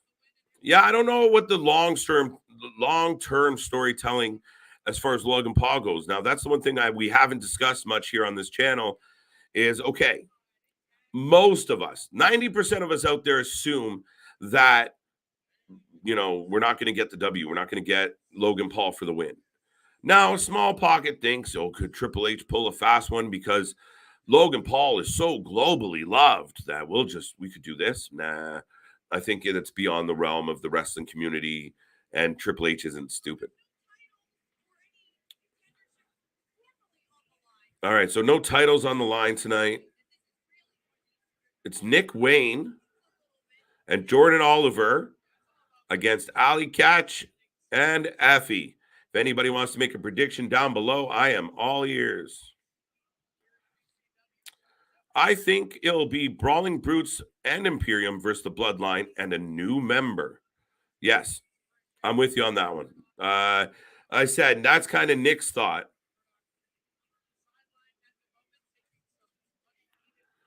But yeah, I could see it being a 3-way. That's the tricky thing. Like, I do think Bray Wyatt has to stay away from Roman for quite a while. The question is, could Wyatt and Braun Strowman attacking Solo, but not Reigns when we get Sikoa versus Braun? Yeah, but I mean, once you start picking on one member of the family, that's another one. You're kind of in. You're kind of stuck. You can't beat up Solo and just act like the rest of the family's not going to care. So once you're in, you're in. And with that, I mean, I possibly thought as Braun Strowman being one of the targets of Bray Wyatt. Wow, the dating's going hard on a Sunday. Gobble, gobble, buddy. The winner of Chris Jericho versus Bryan Danielson gets Claudio for the Ring of Honor Championship. Yeah, but still, Jericho's just going to keep this run going, and I hate it. Tony Khan should have a Saturday night show on TBS at 6:05. JF, you've said this several times.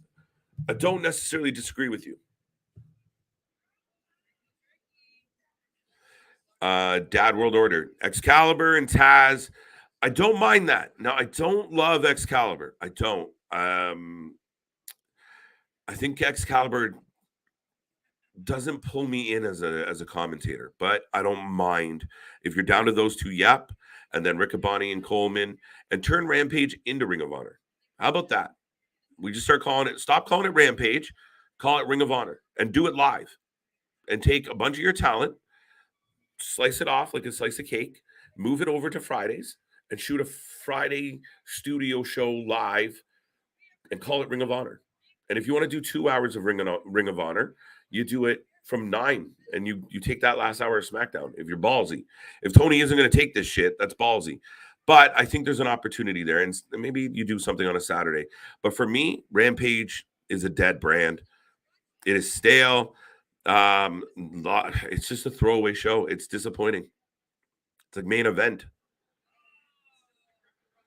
Allie Katch, Effy, Katch. I gotta go for my girl. I can't go the other way. Sorry. I do think Nick Wayne and Jordan might win. No Brawling Brutes and Imperium as a team versus Bloodline. Oh, interesting. Would they come to common terms? That might be too many moving parts. White Rabbit getting a chuckle. Jericho got to stop being on TV. And what did they do to Anna Jay? You know what? Anna Jay is a beautiful young woman. She's got some talent. She's shown some talent in the ring. I don't know. I mean, the JK thing is kind of cute, or the KJ, or TJ. I don't know how they were doing it. Yeah, I know it would have been TJ. But I don't know what they're gonna do. I have no idea what they're gonna do. TJ? Is that what it was? TJ? I got it. Rampage reminds me of Velocity back in the day. You're not far off. You're not wrong. KJ, just like Wardlow, they ruined Hook too. Yeah, did you find they fizzled Hook out? Like, I don't get it. That's what I don't understand. To me, the hardest thing is making a star, is getting somebody over. I don't know what you guys think out there, but to me, if you look at the process, the most challenging part should be finding somebody and turning them into something marketable. For Tony, he's doing that. Or at least the wrestlers have made them. Hook was over. We had Hook getting votes for Wrestler of the Year. He had 2 matches in 2021. That's crazy. That's how over he was. Fucking insane.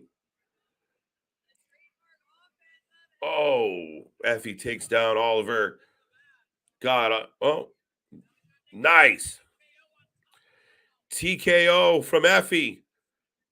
Dropping, wow, twice. Effy dropping his partner on his, dropping Nick Wayne on Jordan twice. Whew. Probably wouldn't work because of Warner Media contract being for AEW, and TK owns ROH, not AEW owns ROH. I know that sounds confusing. No, I get it. I 100% get it. And I know there's red tape, and I know it's easier said than done, and I can get to be an armchair quarterback for the whole process. But I mean, when you got all that money, when there's a will, there's a way. And I get what you're saying 100%. But if you went to TBS and said, this is what we're going to do, we're going to change the branding on this particular show that it can't draw flies, and we're going to try and make it something really cool. And we're going to go a different direction. And the matches, we're not going to have Jericho. We're going to have really quality matches. And we're going to get guys like Danielson and Cesaro and Yuta and Garcia, to his credit. I said, I think when there's a will, there's a way. But to me, that you got to figure something out. Having all these wrestlers kicking around, like everyone being bored and waiting for it builds. That's why you see so much fighting and bullshit, and it's just people sitting around with nothing to do. Because Tony is using Dark and Dark Elevation to build up a library. It's not good.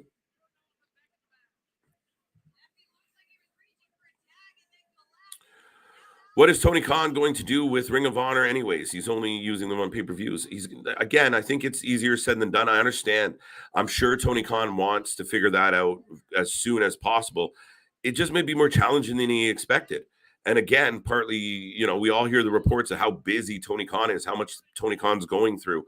Working with the Jags, working with the football team, working with that's the soccer team for the Americans out there. But working with AEW and ROH and Dark and Elevation, and it's too much. And again, you see it stunts progress when you don't delegate properly. Allie Katch right now taken down by Oliver as he rolls her. Oh, no, she having none of it. Them thick thighs just tossing him away.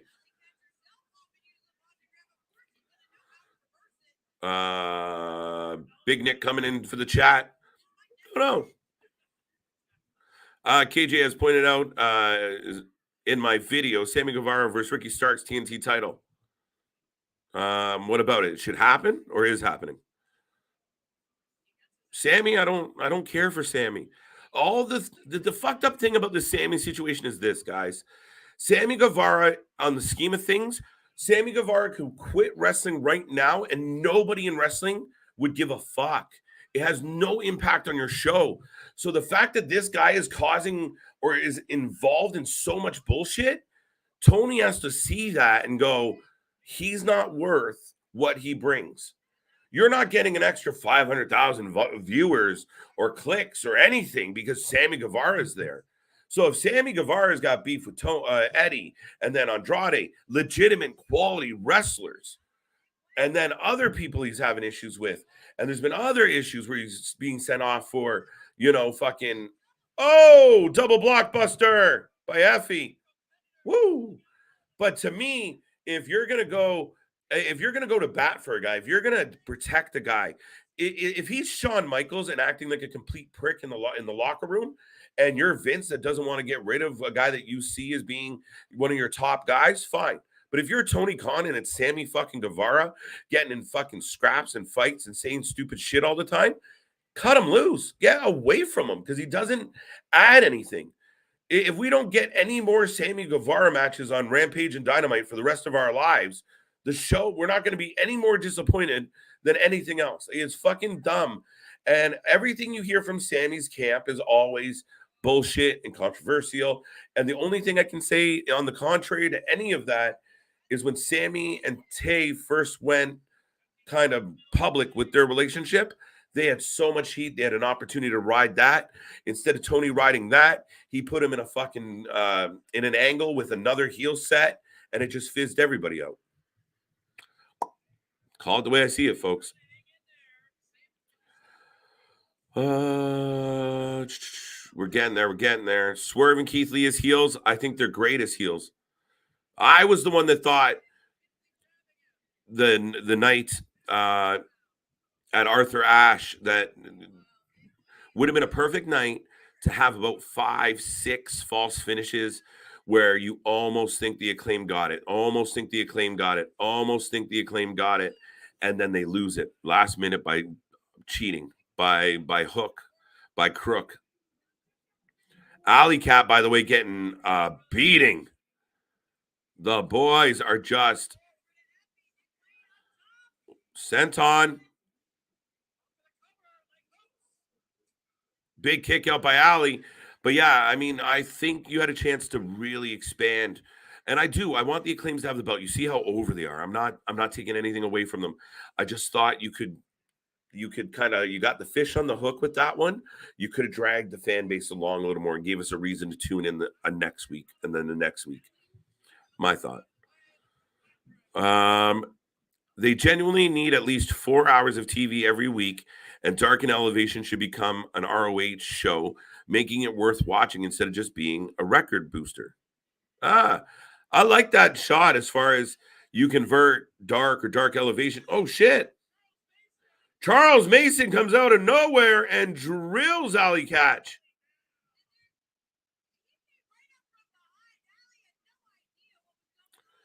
And actually, Mason laying everybody out. There goes Nick Wayne.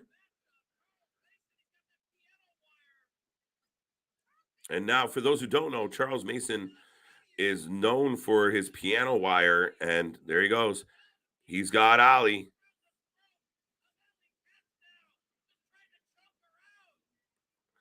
What did Allie just put a blood capsule in her mouth? Oh, no, she put a foam. Oh, he's choking Allie Katch out. That bastard. No, I like this shout. That's a good call. I mean, as I occasionally turn into Dark and Evolution as far as, again, something to throw on in the background when I'm working or something. I like it that it's just matches. It's just streamlined, and it's, you know, you're trying to build up people in certain directions. But again, it felt like in the beginning there should have been like a progression, right? Like somebody gets hot on dark and they end up on the big show, kind of that growth, that you know, developmental feel of it. Other than it just ended up feeling like, and maybe I'm wrong, maybe you disagree, Dad, but it's weird calling you Dad. It almost feels like wrestling purgatory. Like they're not really going anywhere. Like it's just week to week the same type of spot match. Like I don't know. Why are we getting another Pac versus Orange Cassidy again? So Orange Cassidy can win the belt. That's why. Seriously. Don't you get it?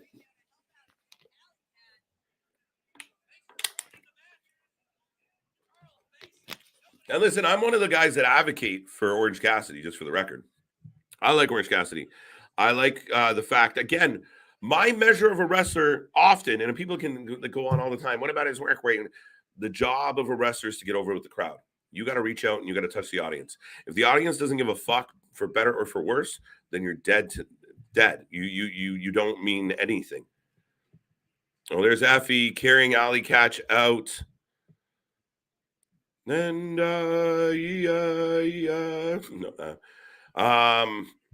there you go. Allie Katch gets choked out by Charles Mason. So there's no winner in this match, folks. Poor Allie. Interlock the tag titles, play hot potato with them. Swerve Keith Lee, the Ass Boys, Butcher and the Blade, the Acclaimed Lucha Bros Private Party. Play hot potato with them. Look, the problem with the tag team division is, like I said before, when you got people who are making decisions as part of the tag team division, but the decisions don't benefit the company, don't benefit the product, don't benefit the fans, then you lose. And the best example, and I've beat this drum to death, so I won't go too far into it today, but the Young Bucks knew what they were up against. They came out to do a fucking promo, and instead of their fans cheering for them in their own building, the building they created according to them, they got walked out of their own building by the audience. The entire audience let them know what was up, and everybody wanted to see FTR. They didn't want a triple threat between the Young Bucks and Swerve and Lee and the Luchasaurus and friend. They didn't want any of that. They wanted FTR to get their just due. And the Young Bucks, instead of being adult professional males and doing what was right for business, they gave those belts up to Swerve and Lee and ran off to the trios division. It is a detriment. Just like I said about Sammy Guevara, when you have people that are a detriment to your overall product and don't allow the product to grow and evolve because of their own insecurity, you are dead. And that's where this company has gotten to. When you look at their competition, now that you have Triple H in there, making decisions, not based on ego, not based on emotion, not based on who he likes and who he's really good friends with and who he can dress up with, or dress up like at Halloween, or whose wedding he went to. No. As a professional adult male, he is making his decisions based on what is going to be good for business. That's where everyone's like, oh, I'm worried about Cody Rhodes because he broke the... Triple H doesn't give a fuck. Triple H gets the pageantry of wrestling. Triple H knows Cody Rhodes is money. Tony would rather have Cody Rhodes leave disgruntled than have the Young Bucks and Kenny admit to themselves that they don't know what the fuck they're doing.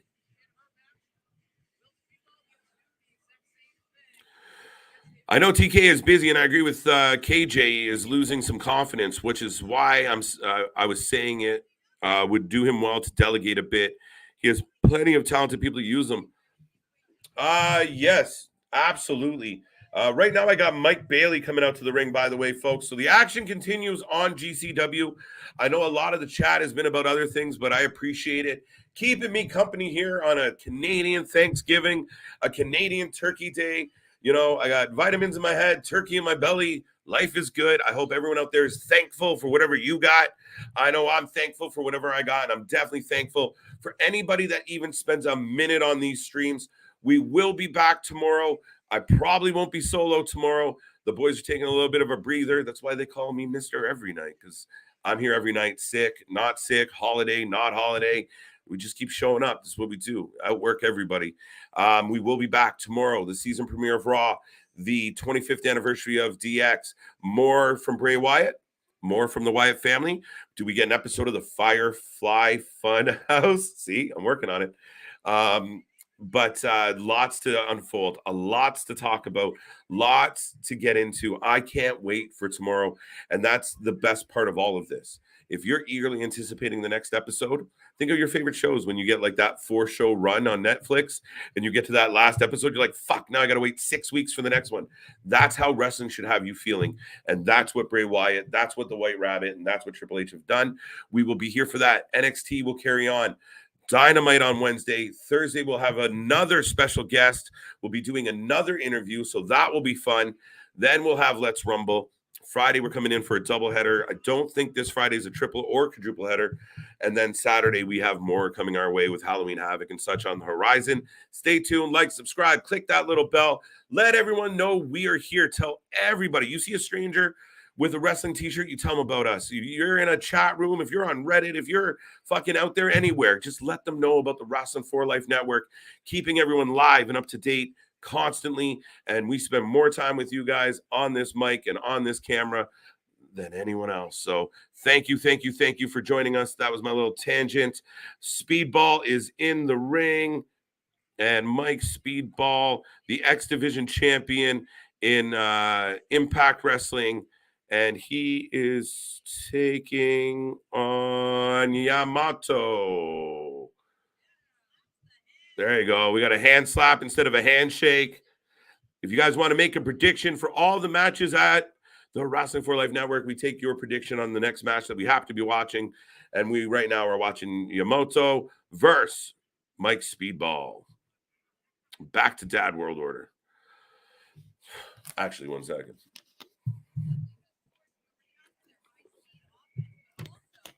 Still going. I know TK is busy. Yeah, no. So back to your point. The rumor is, now I'm not in AEW. I'm not there on a daily basis. I can't be quoted on this. But from all reports, Tony is very much Tony. Tony's doing it all. Tony, by his own admission, is doing it all. When they had that slip up with Max Caster's rhyme, which wasn't that much of a slip up. It was him being a heel. But Tony was like, oh, now I'm going to oversee the editing on that show too. But you can't do it all. You got to delegate. You look what Triple H has done since coming in power, with WWE. He goes and starts calling his friends. Hey, come on, help me out. Help me out. I need somebody to do this. I need somebody to do that. In AEW, just looking at who they have around, they have so many names. They have so many people with so much talent.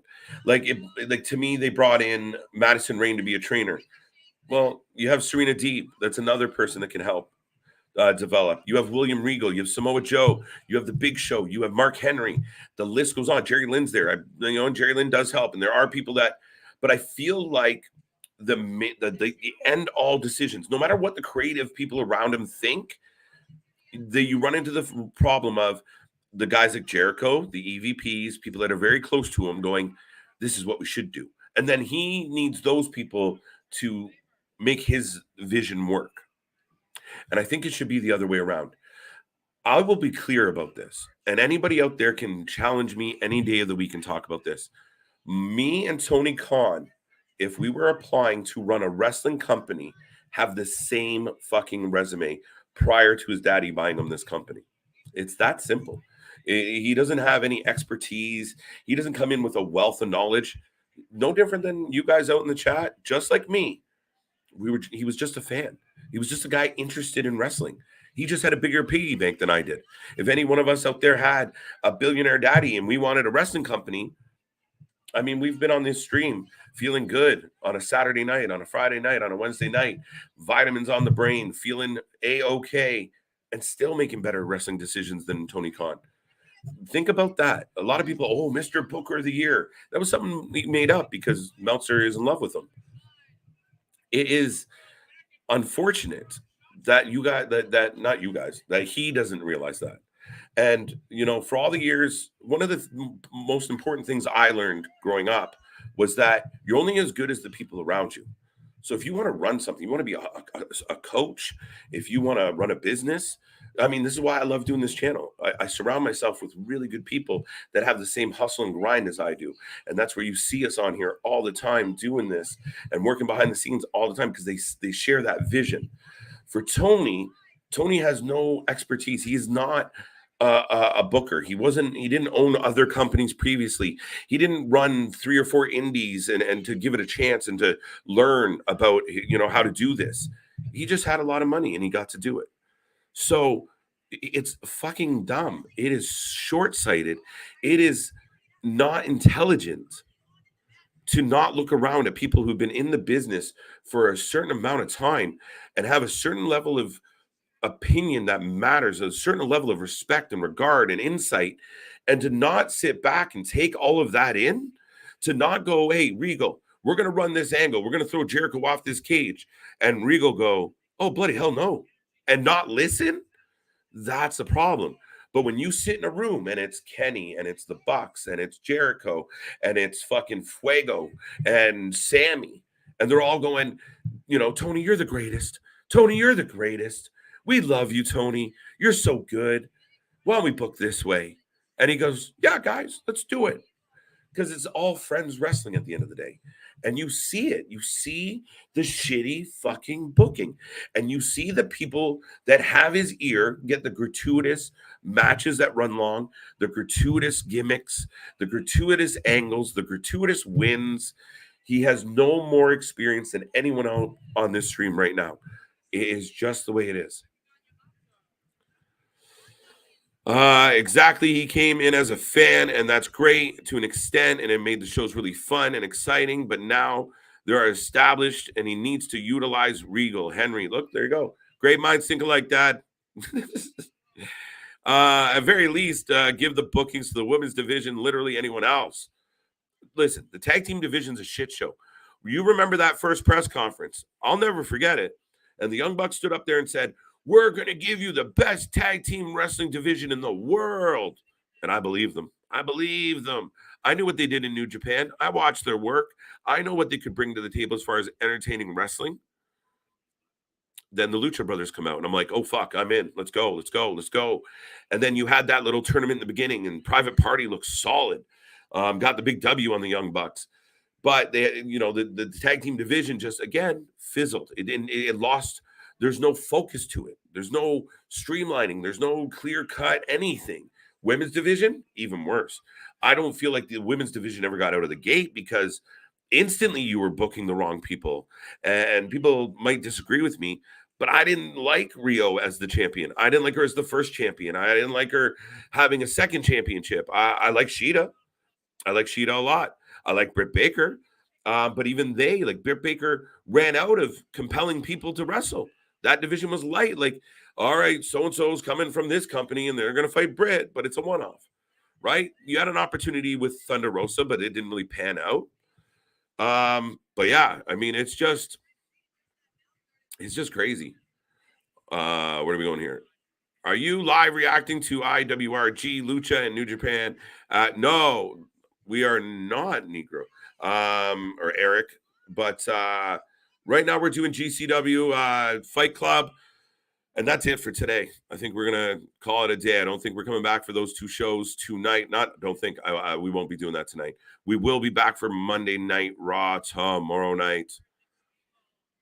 Do you have an IWTV sub? Do you watch Wrestling Open and the 20-plus other shows they run a month? Insane value like I've never seen for wrestling. Don't. I have other means. And I remember I'm Canadian, so we got some other funny stuff going on. But that sounds awesome, Eric. It is purgatory for the most part. Diamante has been there for ages.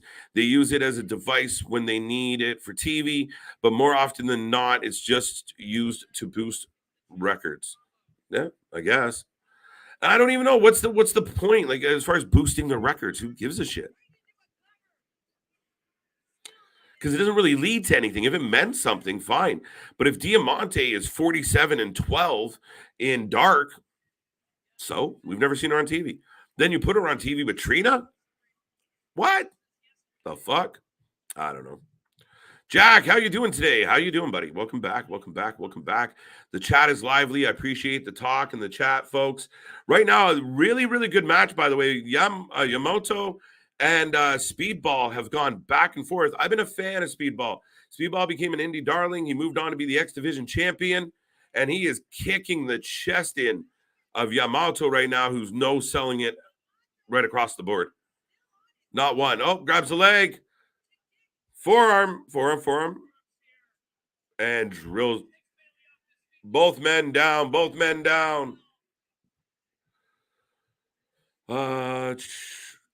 are we going? Stoney got that one. As I pointed out in my video, got that one. See, even I get scrambled when I'm alone.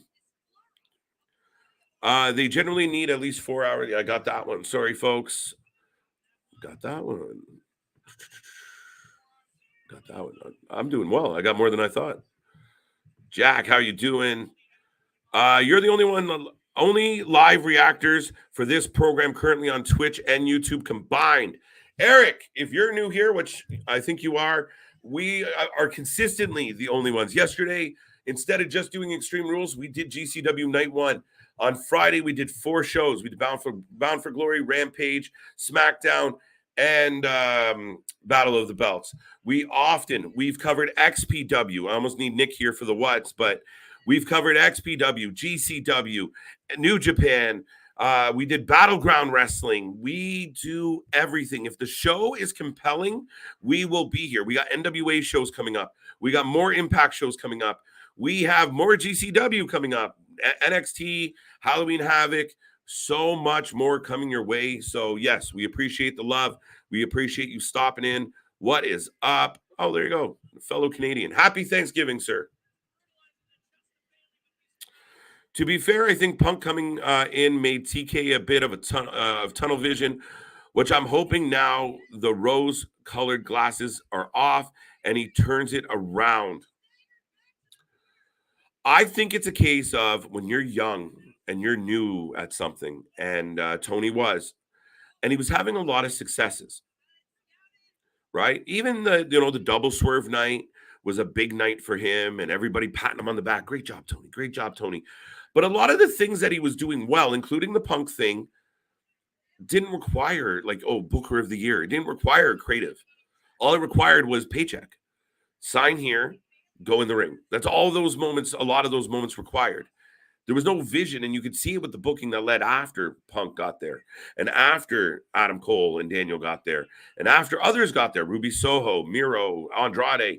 It was just about getting them there. And that moment, it took Christian Cage, 13 months to do anything significant. It's tricky. Really, at the end of the day, you have to you have to take the rose-colored glasses off. You can't get a big head. You got to see yourself for what it is. You got to be able to sit down at the end of the night and look at your program. Shit, we run this YouTube stream here, and we consistently have conversations about, oh man, you were sucking pond water tonight, or oh man, you were over talking us. We got to balance this out. Hey, we got to change this. We got to change that. And if you're not consistently looking at yourself doing that, and if Tony felt very much like he was at the point of, I'm a wrestling god. I've got all of this figured out. Nobody's going to tell me what to do. Look what I've done. No, you sign paychecks and put people in the ring. Now what can you do with them? And so far, I think you've undercapitalized on every opportunity. I can't think of many opportunities where you overcapitalized.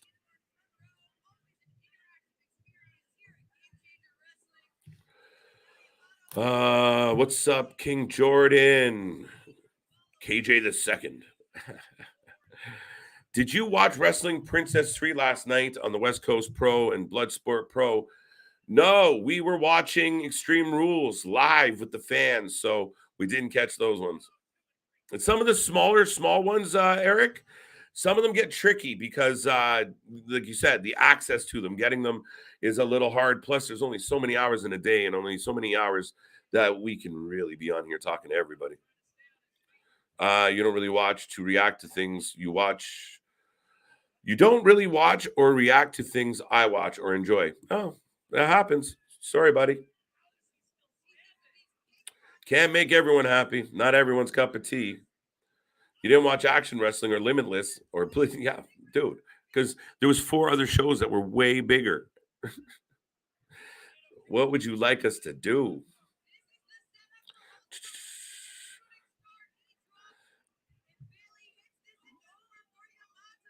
Oh, the double knees on the back. Kick out. We got a 2 count. We got a 2 count here on Game Changer Wrestling. If you haven't made a prediction, by all means, let us have a prediction as we got Speedball and Yamato in the ring. Yes, thank you, friend. Thank you. Thank you. Yes, we purposely choose to watch the not good stuff. That's generally the business model around here is what not good stuff can we watch? Think about it.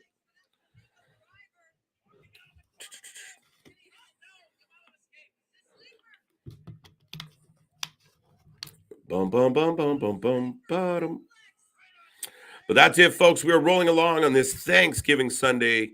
And right now I got Speedball. I got Yamato going. It's been a crazy night. We're about almost 2 hours in. So this is coming to a close very soon. AEW should cut all ties with Game Changer Wrestling. Yes, I agree. I'm with you on that, Robert. And I know what an AEW fan you are. So I don't dispute that at all. I do think, and we talked earlier about John Moxley stepping away from Game Changer. And you have to. Again, when you're in matches, again, it's no offense. There you go. Yamato gets the win. Wow. Mike Speedball takes the L. Little bit of a surprise. Woo! What a match, though. What a match. And this is one of the things that people don't realize with Game Changer is there are solid matches in here.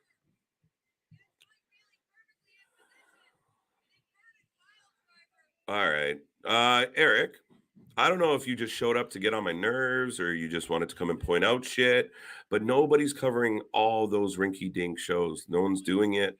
No one's going to do it. And I appreciate your opinion. If you're going to keep blowing up the chat, I'm going to put you in the penalty box. So I thank you for being here. If you don't like the shit, then don't be here. But yeah, we are making an active choice not to cover shows that have 40 or 50 people in attendance. That yes, we are covering Impact Wrestling. We are covering WWE. We are covering AEW. We are covering GCW, XPW, New Japan, and we can run through the whole fucking list and we cover as much as we physically can. I thank you for your feedback, but other than that, have a wonderful Thanksgiving and please just take a break. Speedball Mike Bailey needs to get back in the winning ways after losing the X Division at Bound for Glory. Yeah, I mean, that's 2 losses in a row now, 2 big ones. Miedo Extremo, Drew Parker up next. Unsanctioned. How do you get an unsanctioned match in GCW? That's fucking crazy. But you don't care about your show at all. I can tell within 5 minutes. Oh, okay. Guy, what do you think?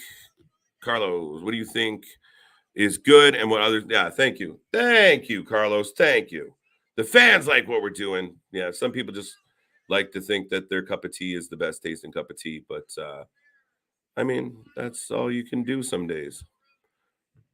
But that being said, folks, we are rolling through.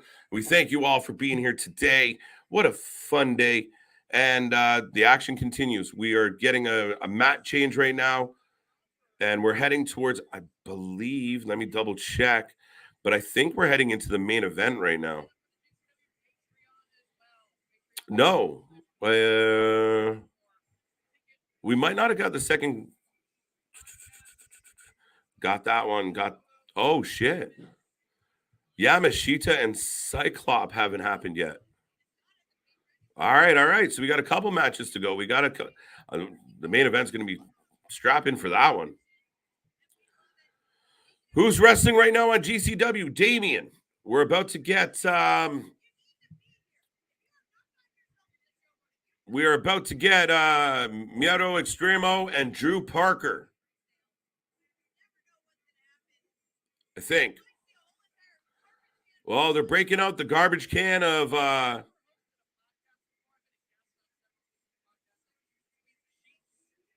There we go. There we go. We're getting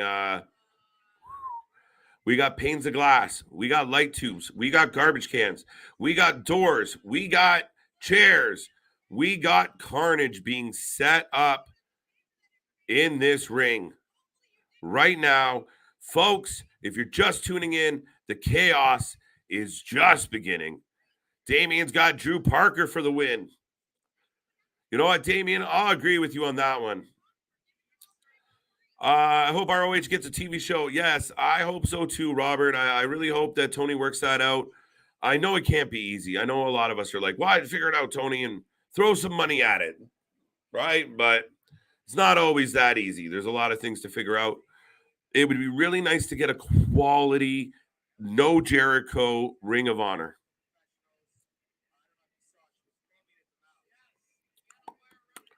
Drew Parker for the win. This is the only channel covering wrestling and live reacting every day. But sorry, Eric, 420, get the out of here with those dippy shows. I like it, Carlos. Boom. Damn, you're really the one reacting to the shows for real. Yeah, nonstop. There you go. I got a little bit of a kudos. And see, I don't even shy away from the shade. I got no problem having a conversation with anybody, sir. You stick around here for a couple minutes, we'll turn you into a fan. And listen, we cover as much as we can. We got fans out there suggesting things. Last weekend, we did a spot show, essentially, because a couple fans said, hey, up next is another show. So we stayed on for another 2 hours, Eric. So there's always hope. You keep the gloves above the waist, and we're all happy, go lucky as could be. So we might not get all your favorite shows, but really, man, we cover as much fucking wrestling as humanly possible, especially for a team of 3. I'm liking GCW's card tonight so far. It's been good. Damien, it has been a good GCW show. I've enjoyed most of the matches, actually. No Invisible Man. I draw the line at the Invisible Man. Sorry, Eric. It is a foot and death match. Nigel McGuinness will be all elite. I don't know. I don't know that, Robert. I don't know. Because what do you do with them? Was he going to take Excalibur's job? I don't think so. Excalibur's another one of the ones that are, he's in like Flynn. He's like Sammy Guevara. He's like, that original fucking Reseda crew. Miedo Extremo on the way to the ring. This is going to be insane, folks. If you guys don't like blood, you might want to turn off your channel. However, I'm going to keep you up to date on all the blood and guts that are happening. There you go, Eric. There you go. There you go. After this match, I'm going to watch GCW event, JCW produced by GCW free pay-per-view. There you go. Yeah, you know what? In all extensive purposes, folks, because we did the 2 shows last night, we did 4 shows Friday, 2 shows Thursday. Tonight, Canadian Thanksgiving. It's a holiday here. I had my turkey, but I would like to have some more turkey. So we're going to do GCW. We're going to do Fight Club. We got a couple matches to go, and then we're going to take a rest. And we will see you tomorrow night for WWE Raw. We'll come back and talk about Bray Wyatt. We'll come back and talk more about the Rabbit. We'll come back and talk more about TK and what AEW can do to combat this. I truly think the man just needs to focus on his business, not worry about what anyone else is doing. Just work on you, and you'll be fine.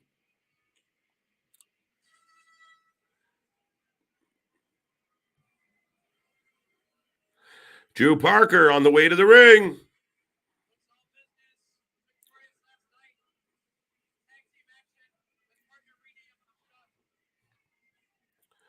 McGuinness could do commentary on Rampage. Not bad. I'll take it. Robert, here's a question for you. Do you think the AEW faithful would buy a guy like Nigel McGuinness?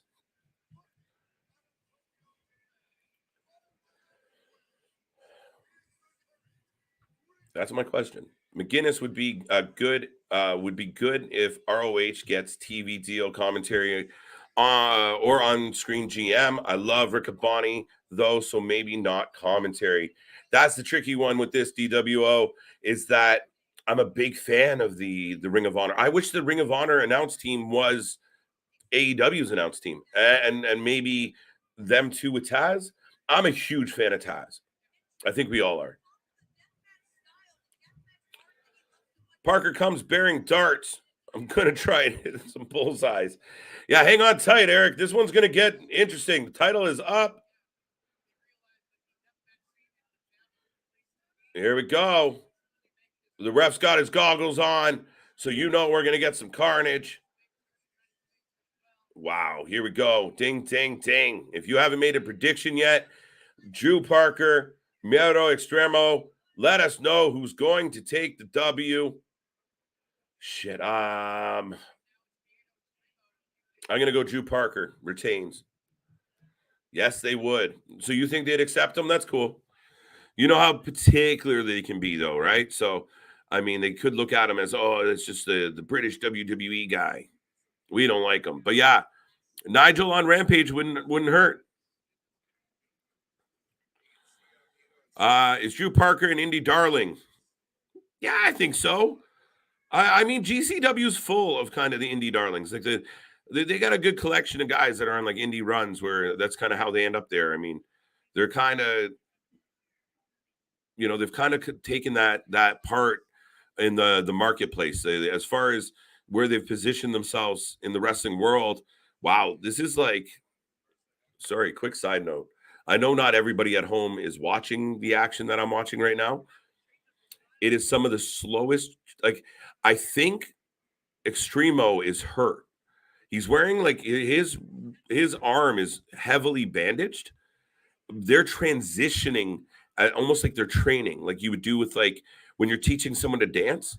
Like, okay, now you go behind me. Now wrap your arms. Okay, now I go behind you. Like it's really it's clunky, really slow. Drew Parker, he's got his darts. Realistically, what network is getting behind ROH? TK hasn't done anything. It's just replace Rampage with a Ring of Honor. No, and as DWO pointed out, Carlos, oh, darts to the back, darts to the back. Ow! He's throwing darts into his back.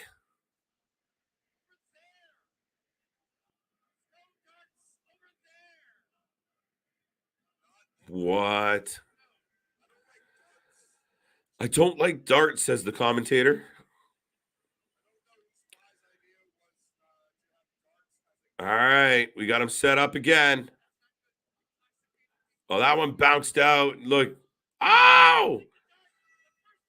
Now he stabbed him in the forehead with a dart. Yeah, we got darts, Eric. Woo! I think when NXT Europe comes back, Nigel McGuinness will be hired back with WWE.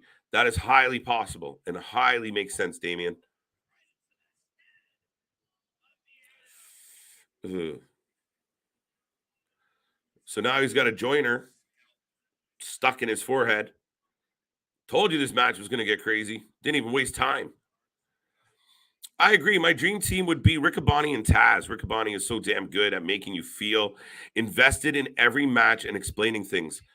Yeah, Riccaboni is on a next level. And again, those true commentators throughout history. Oh! Release German through a pane of glass. Oh, shit. Happy Thanksgiving, sir. As he pulls the joiner out of his head.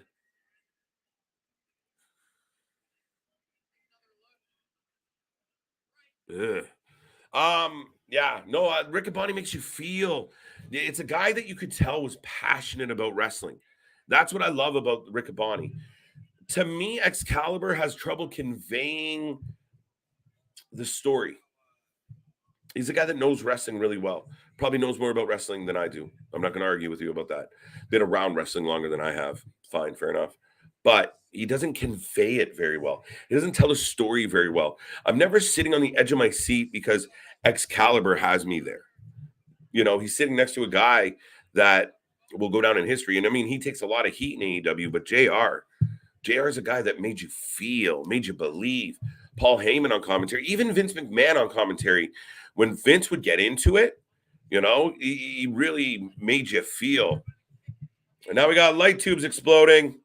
So yeah, Riccaboni, I'm a big fan. He could go to any company, and I'd be a huge fan. I hate that they just spot him in for, you know, ROH matches.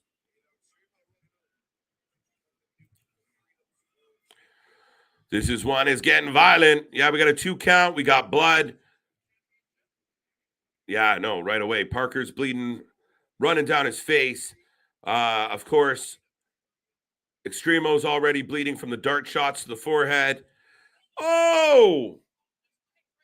Wow. Extremo runs in with the a stack of tubes in arm, takes a kick. They explode. He no-sells it and then gets popped and dropped anyway. If Andrade is released, I won't miss him.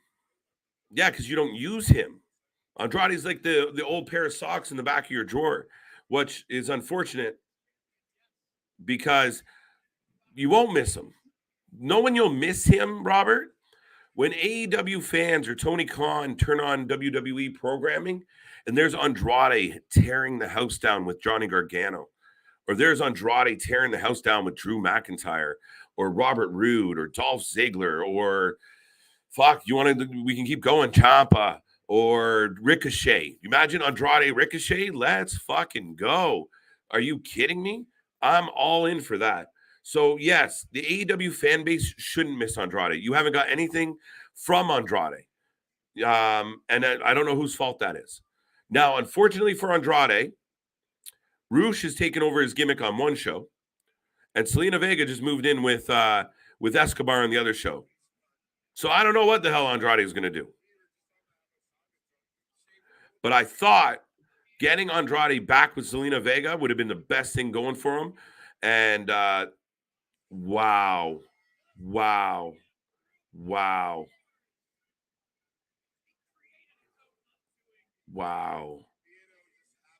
Yo, Eric, did you see that shit? Wow. So they set up a door over chairs on top of a door over chairs, so a double table essentially. And Extremo just chucked. Wow. Parker just get thrown right through it. He who sets it up must go through it. I really do enjoy Excalibur, but if I had to choose one or the other, Riccaboni for me, absolutely. Excalibur is a wrestling move nerd, and I mean that in the best of ways. Listen, I agree. Excalibur will tell me the names and moves that I didn't know, and I consider myself a bit of a wrestling move nerd at times. I love the moves. I want to know what they're called. I want to know how they're done. I want to know who came up with them. I like wrestling moves, yes. But again, he's knowledgeable, but sometimes just because somebody's knowledgeable doesn't mean they can tell the story. And I think that's where he lacks. Could he be better? Could he learn with experience? Yeah. But he just doesn't do it for me. Maybe if he takes the mask off, I know a lot of people have bagged on Excalibur for keeping the mask on, but what if him taking the mask off helps him connect with the crowd? I don't think the mask on is doing him any favors.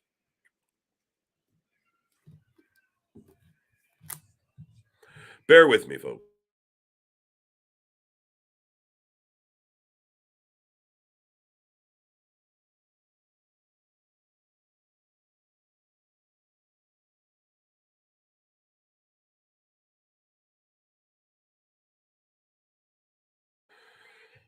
All right, ladies and gentlemen. So I was in Cincy for Pac Andrade, and it was a freaking magic. Yeah, that's a good one to take in.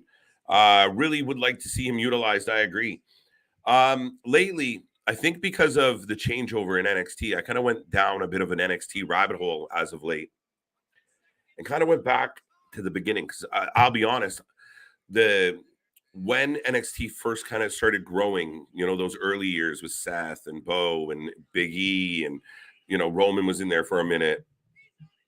What the fuck? Extremo just no-sold a table spot. Wow, now both men are gushing.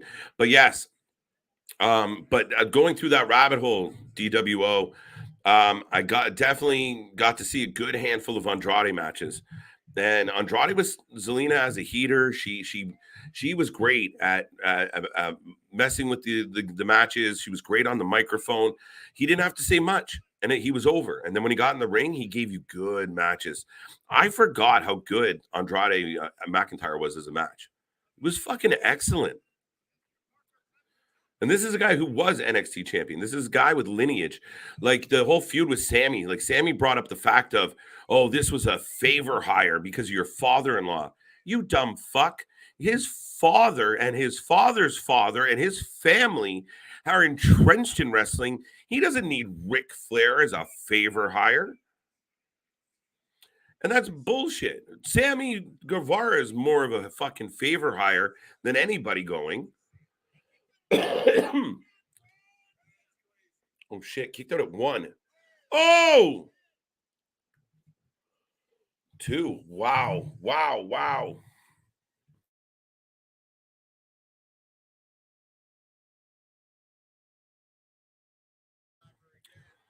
Let me clear my throat, folks. But yes, yeah, the whole thing with Sammy just blows my mind because you were a jobber and you were this. Andrade comes from lineage. He's not just a schmuck off the streets. He grew up in wrestling. He's been around wrestling.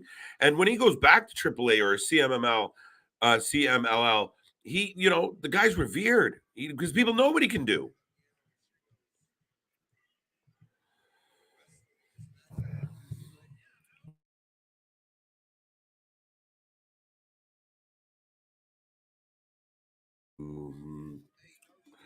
Andrade is solid. I disagree with you that he can't get over. You're not. If you can't get over, you're not good. You have to find a way to get over, Carlos. He is solid, but he does have to find a way to get over. Part of getting over is how you're booked. A good booking can compensate for the fact that you don't work the mic very well or that you can't talk the way you should.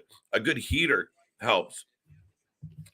Now he's had a collection of them, but they all he had Chavo, but Chavo had to go do Young Rock. Oh!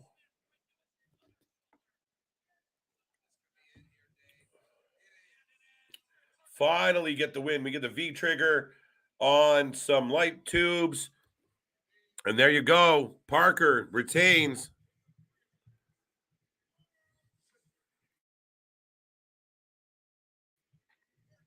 I hope Andrade gets fired by AEW because Papa H would treat him better.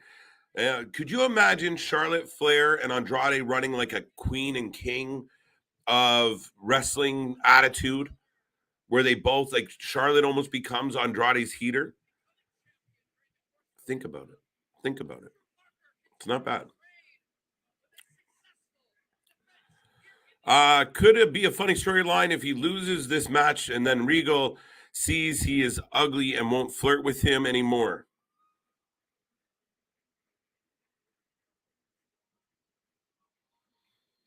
I don't know.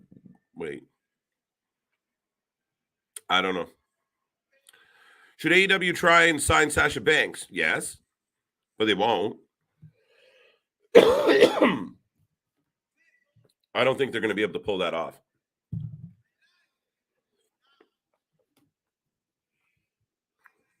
Sorry, 1 second.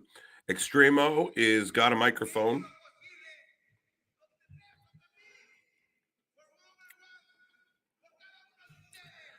Thanking the fans. Oops, I just shut my shit down.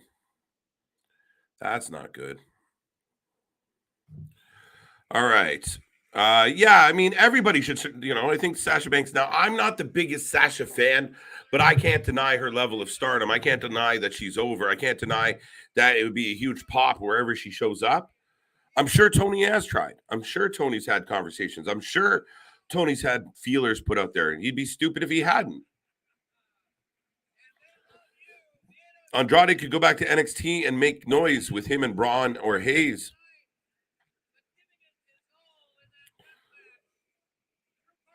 There you go. So he was. So Extremo acknowledged the fact that he was hurt. It wasn't his best match, but he loves the fans. Right? So now, more action, folks. We're not even close to done. Second Gear Crew versus Wasted Youth and Trios action coming up next. So there you go. Tell all your friends I'm here. Let's go. Spread some news. Let's get some people in this chat. This is why I love GCW. I love crazy matches like this. It's insane. Now they're sweeping off the ring. It's so funny that they got a cleanup sponsor now. Now it's them. It's their merch company. But they have a cleanup sponsor. That's new. And they also do picture-in-picture now, which is pretty nice. AEW absolutely should, and I guarantee they have tried to get Sasha Banks is killing. But Sasha Banks is killing it. Not with any wrestling company, so she's going to have one hell of a price tag. Listen, before Sasha Banks had any success, I mean, I would argue that Sasha Banks is from what I gather, a pretty hefty ego. So being successful outside of wrestling has been good for her, but it's going to drive her price. It's going to make it matter. And when you look down when you sit her down and she says, okay, I'm a wrestler. Wrestler is the most lucrative option for me in my life right now. I like acting, but the parts are few and far between. When on paper you go, I can have a rivalry coming up with Bayley, with Charlotte, with Rhea Ripley, with Liv Morgan, with you name it. There's a list. Or I can have a rivalry, or I can be involved in stories with who? Jade Cargill, Nyla Rose, Britt Baker, maybe Paige. I don't know. It's a tough sell. If you take the money out of the equation, it's a tough sell unto itself. So unless she just wants to go there and be like the supreme top of the food chain type, I honestly think that at the end of the day, right now, Tony's in a tough spot for the first time since he launched AEW. He's got to convince people why it's more advantageous to join AEW. For 3 years, he had the opportunity to sign people that were disenfranchised with WWE, that wanted away from the evil corporation, that wanted away from the evil empire. Now, people want to go there. People see what Bray Wyatt just did. People see what, Io Sky and Dakota did. People are seeing Karrion Kross be reimagined and done properly. We saw matches last night that were great matches. You're telling me an AEW fan out there, and I know, Robert, you're one of them, and if you haven't seen it, I challenge you. There you go. I challenge you. Go watch the Donnybrook match from last night. AEW fans that watch that and tell me, oh, that's shit. That's shit, WWE. That's the AEW fans' favorite type of match, done well, done proper, done good. So there's a lot there that Tony's now facing. For the longest time, Tony was the Robin Hood of wrestling, stealing from the rich, giving to the poor, all about, giving back to the real wrestling fan. Now he's in the thick of it because Papa Paul said, I'll give the wrestling fans something they like. And he has. Does that mean he's going to drop the ball? Some point he might, but so far you can't take away from what he was doing. Like people talking about, they pumped in the holy shit chants. You really? They might, they might pump in some cheers. They might pump in some screams and yells. They're not pumping in a holy shit chant. That audience last night, even from everything I heard, I mean, that crowd popped and popped and popped and popped. It was incredible. And people can say whatever they want. Yeah, don't read too far into that, Robert. Things change in an instant. There was a time where I could have told you that Cody Rhodes would have never gone to WWE. I was wrong. No, Andrade and Flair is like Ricky and Lucy. Yeah, I like it. I don't know if Charlotte could pull off the Lucy, though. Drew Parker is 24, and he's already top 5 death matches alive currently. And if he keeps up the pace of his insane matches and freelance work, he'll be top 10 all-time death matches when he retires, I think. Eric, yes, Parker is young, and he is killing it. Thin line, though. I mean, this work, what's he physically going to be like at 30, at 32, at 34? So, I wish him nothing but the best, but you got to remember, he's got to pick his spots. That was about Excalibur losing his mask. Oh, yes. Let me go back. Thank you. Let me see what that was. Is it this one? Absolutely, you should guarantee that I've tried. Oh, no, that was a different one. I want to see what it was now. That it makes sense. Could be a fun storyline. He loses his mask, and then Regal sees he is ugly and I see. Now I get it. Yes, I think you could work it into a storyline. And we've heard Excalibur a lot be like, "Oh, I wrestled the so and so back in the day," or "I wrestled on a show that he was on." All right, let's go. What do you got? Maybe we put him in an angle. Someone's fucking with him and give him a hard time. They don't like what he said on commentary, and it leads to him losing his mask. I'm okay with it. Maybe he is that ugly though. I don't know. No one can pull off Lucy like Lucy Ball. Yeah, no, I agree. Those are big heels to fill. Sasha is only relevant in pop culture through wrestling. She'll get acting gigs, but nothing major, I think. And then if I was her, AEW is not a good option right now. Carlos, I agree with a lot of what you just said. I do believe, just from what I perceive, that sometimes I perceive Sasha Banks as thinking she's bigger than she is. Even when it came to the wrestling, and sometimes where she was upset, but she's got to realize she's been quite inconsistent. And I mean, some of her bookings sucked. What was it? 7 title runs in a row that ended without a defense? Was it 7? It was a lot. So I feel bad for her at times, but at the same time, yeah, no. Hi, Ringer. How you doing? Is this live? Yes, it's live. Of course it's live. We're always fucking live. Happy Thanksgiving out there to everybody. I will take a minute now that we're asking if we're live. We are live all the time. Do remember, tell everybody you know about the Wrasslin for Life Network. We will be back tomorrow, Monday night. We got Raw.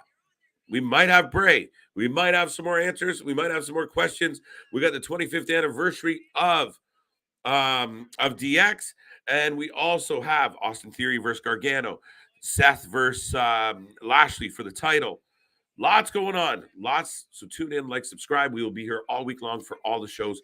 We cover wrestling like nobody else does. And right now you're strapped in with your buddy, the Iron Man of YouTube, the guy that just won't go home, the guy that's even here with a cold on a Canadian Thanksgiving, hanging out. This is live. This is ready to go. And yeah, thank you for being here again, buddy. Sasha had a 30K. Yes, I saw that. People paying money to stand 150 feet away from her. It's fucking bullshit.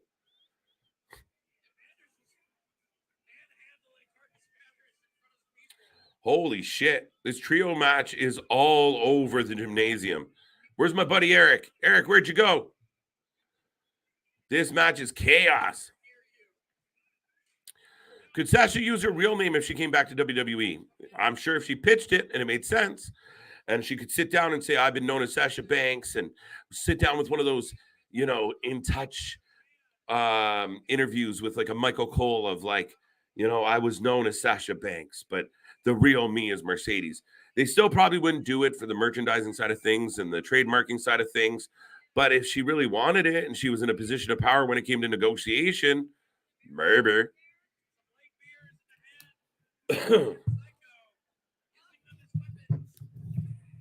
Yeah. Ringer. Yes. Teddy Hart. Good old Teddy Hart. I don't know what. Why. I guess if everyone has an opinion like an asshole, yeah, I mean, shit. It made me laugh. I don't know how relevant it was, but yeah, I guess everybody gets in on it. And a lot of people jump on some of these hot topics for clicks and views and, relevancy, as you pointed out. So big shout out to Teddy Hart. Good for him. Sasha is only relevant in pop culture. I read that one. No one can pull off Lucy. I read that one. Fuck, I gotta stop working backwards. Snoop Dogg is her cousin. She has ego just from that. Ding. TWO, you're not wrong. However, as long as she doesn't learn how to do an off-the-top rope splash from her cousin, she's good to go. But yes, she definitely seems like she's always had that chip on her shoulder. And at times I felt like she didn't quite deserve the chip that she had. That doesn't mean she hasn't done great things. And that doesn't mean she doesn't deserve fanfare. That doesn't mean I dislike her, like, oh, she sucks, get her off my screen. But there's other wrestlers that I would pick before her if I was drafting. And I think, you know what part of this is, quickly? You know what, honestly, part of the problem with me and Sasha Banks is, guys? I was so sick and tired of hearing, it's boss time, every time we saw her. We got her 3 times in a show. It's boss time. It's boss time. Shut up, Cole. Shut up.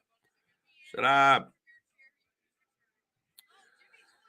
Also, is Mox banned from WWE that he signed for? Yeah, I mean, I think that goes without saying, Ringer, that his interaction with WWE is over. I don't think he had any interest going back that way anyway. Now there's rumors on the heels of John that Renee is about to sign. Paige and Renee are really good friends, so maybe that ties in. Renee's been sniffing around there, and plus she's been doing a lot of interview with the AEW peeps, and she doesn't have a whole lot of good things to say about WWE, or at least the previous administration in WWE. So yeah, I mean, we saw the you know GC stepping away from GCW. He's stepping away from indie bookings. If you're going to be a top guy, you got to be a top guy. I hear you about Sasha. I think about Sammy Guevara and his love for salad. TV.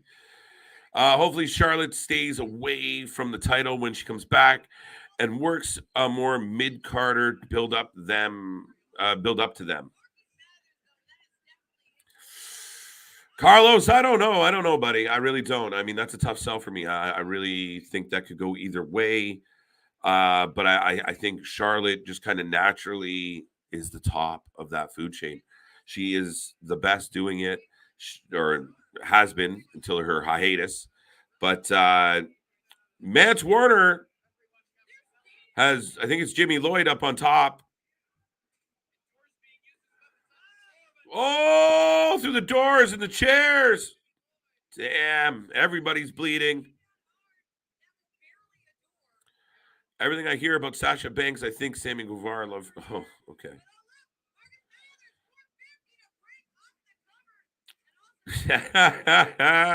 That is funny as shit. Yowie wowie, you found me. Too funny. Oh, that's because that comment's here twice. I thought I was tripping out. Swerve is the new DeFi heavyweight champion. There you go. Not bad, not bad. I know he had recently, he had that whole like going for a walk promo thing he did that was really good. So, yeah, good for Swerve. If anyone is watching Dynamite on October 18th, we will be 5 rows back from the ringside. Dude, we'll check for you. We'll check for you. Absolutely. 100%. October 18th, we will be here live, and they will be there live. Mount Cowboys won versus the defending Super Bowl champion Rams. All right. Congrats. I don't like the Cowboys. Sorry, Alexander. I need more Sami Zayn and Bloodline. Yes. And we're going to probably get a good amount of it. I mean, Sammy's been on a tear. And keep in mind now we're building towards Crown Jewel, specifically towards Crown Jewel. Am I correct on that? Should be, right? 1 second. Let me double check. November 5th. Yeah. So, Survivor, it's later.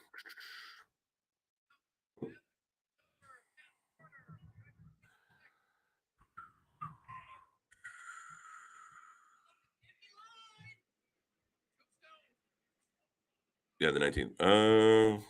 November 26th. Okay, so that's perfect.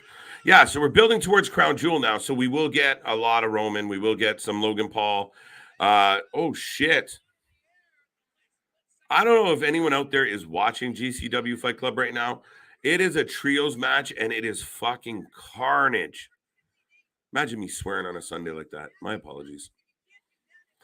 I want Charlotte Flair to break Rick's record. I agree. If you don't get my joke, I got it. I just moved on from it, JV.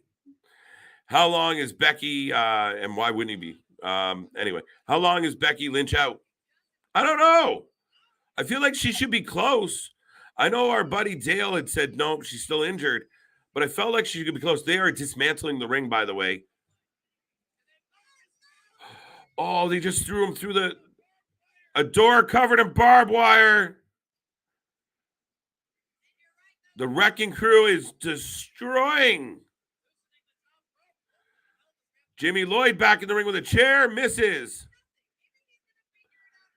They're loosening the top ropes. Woo. Victor, welcome to the show. Welcome to the show. KJ, did Moxley retain? No, he did not. W. Morrissey and Bibbins. That's right, Bibbins came out with W. Morrissey and essentially cost John Moxley the title. And people are obviously making the connection between MJF, Bibbins, and Morrissey. Right now, Jimmy Lloyd is hung up in the top rope, and they are weighing Lace to the top of his head with a chair. 5, 6, a spin. Oh, my God.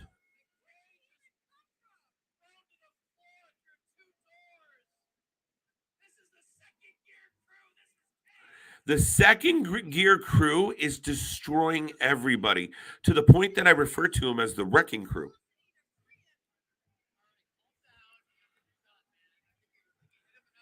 Oh, my God.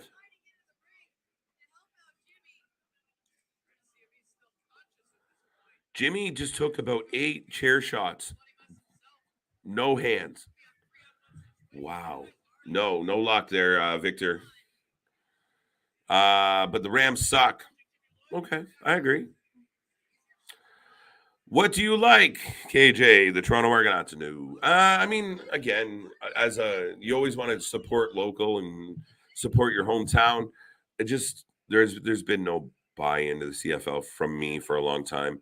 Argos really have trouble drawing.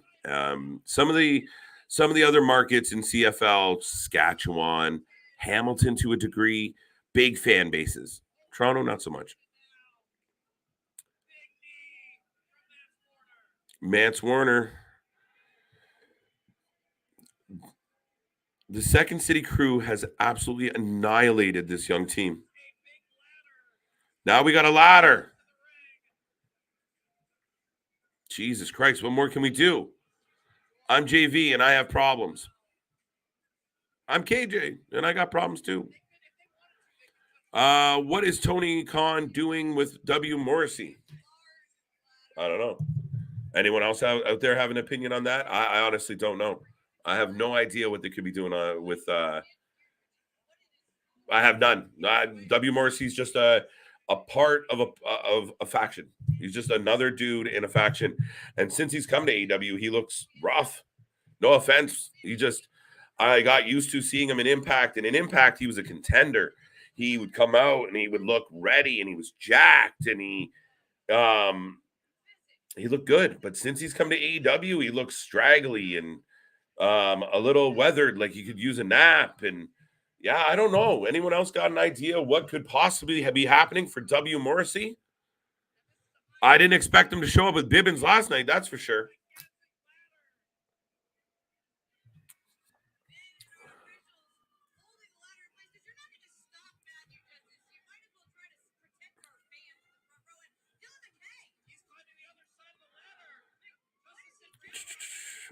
That's like me, KJ. Even though I live in Miami, I hate the Dolphins.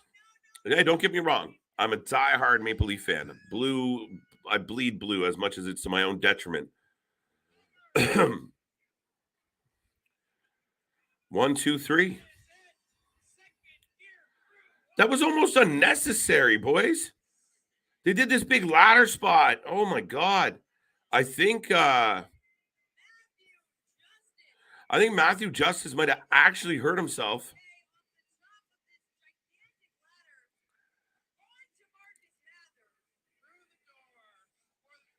Oh no, he's getting back up, but he looked genuine. Oh, that is one of the biggest beatings I've ever seen 3 men take in a wrestling ring ever. They decimated Team Warner. Good call, Damien. Holy shit. WWE has problems no booking damage control correctly. Not booking. Well, we can debate this one, Chris. You might have a point. Does anybody out there feel like booking damage control to lose to Bianca the way they did in a ladder match last night was bad booking? What do you think?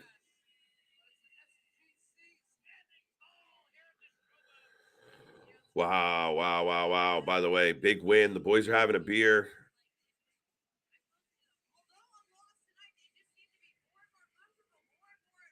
What do you think, folks? I'm giving you a second to fill up this chat. Let me know. Was the booking of damage control done wrong on last night's show during Extreme Rules? Was it bad booking? Was it good booking? Was it wait and see booking?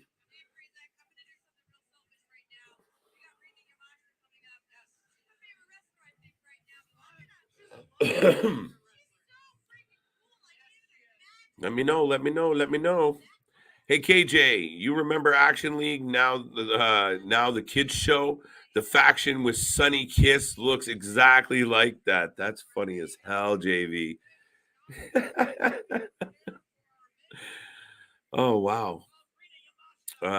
Jets 40, they blow holes 14, or the blowhole 17. There you go. I read that completely wrong, JV. Almost had a pause moment. Morrissey looks like he's late.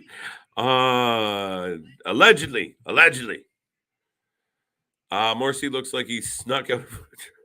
Allegedly. Those are simply the opinions of the people in the chat, folks, not the opinions of the channel. We cannot confirm or deny that W. Morrissey looks a little rough around the edges since he has signed with AEW or been around AEW. So now they're putting the ring back together. That last match was carnage.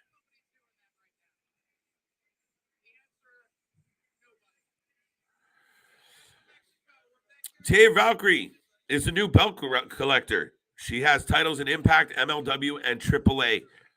Robert, when we do our year-end review and we talk about female wrestlers, women that are killing it this year, Taya Valkyrie is going to be very high on that list. Absolutely. I'm a huge fan. I was a fan of Taya in Impact when she came to NXT and they were like, oh, she's Frankie Money. I was like, fine, we'll go with it. Frankie Monet.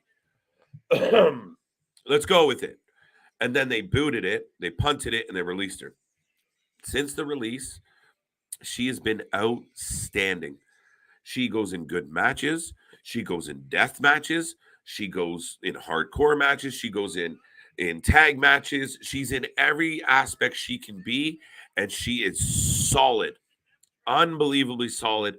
She has won multiple titles. She's won multiple titles in Impact, never mind in other places. But yes, AAA, MLW, Impact. She also had, oh shit, what was the other belt she had? It'll come back to me. But yeah, big fan. No, Bailey eventually will be the Raw Women's Champion again soon. Yeah, give her time. Victor, if you're like me and can't wait for Raw tomorrow, put a yowie wowie in the chat. Let's go, folks. Yowie wowie. What do you got? Oh, I can't wait. You get a yowie wowie from me, Victor. All right, so now the crew is stacking more light bulbs, more glass panes, more weapons of mass destruction being put into the ring. Whew. Are you guys tired yet? I think my vitamins are wearing off. My turkey's sitting in my belly. I need a nap. I gotta go take some medicine. What a day. What a day. What a day. My beer. What else we got here, folks?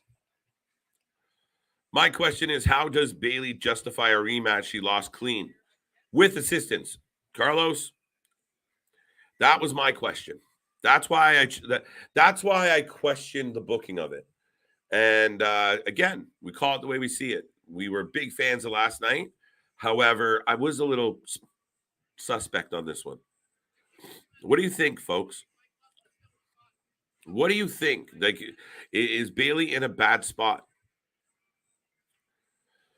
Today, Mia Yim is a free agent. Where do you think she ends up? WWE or AEW?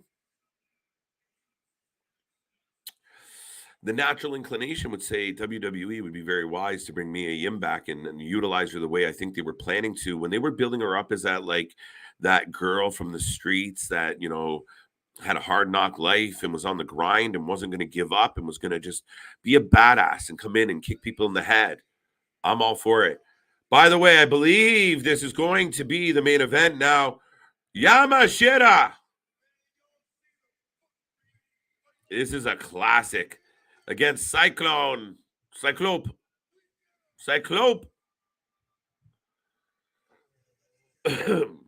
We got a death match, and right now, my favorite wrestler in GCW, Yamashita. This lady is intense. She ain't fucking around with nobody, folks. Gangnam Style on the way to the ring. Deonna Purrazzo is much higher up. Deonna had a good year. Do keep in mind, Deonna had time away due to marriage, due to taking a little bit of a break. She was on a heater, but now she came back. She won the Knockouts tag titles. Again, I agree with you. I'm not quite sure until I break it down, Victor. Much higher? I don't know about much higher. I think they're in that top echelon. Purrazzo, Taya Valkyrie. We got to talk about Bianca Belair in that mix. Jade Cargill. There's going to be a fun debate with the year-end show. And keep in mind, we're in October, so November. Yeah, we're a couple months away where we'll be sitting here live, and the Wrestling for Life Network will be bringing you the year-end review. Just like, our year-end KJ Awards, the lifey or the 4 lifeys as we call them, but they get their golden KJs. That Impact chick with the one, all right, the one that looks like Johnny Hungy with a wig. Jordan Grace? Is that Jordan Grace? Oh, JV. She's solid, though.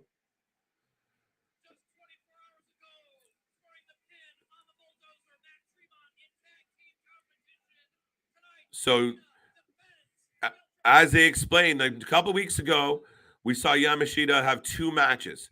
She had an amazing match. The match of the night with Alex Colon. Rina comes back the next night and takes on Sawyer Wreck in a great death match. Those 2 ladies went out for each other. 2 matches, 2 nights. Last night, she pins Tremont in a tag match, and here she is back again in a death match against Ciclope.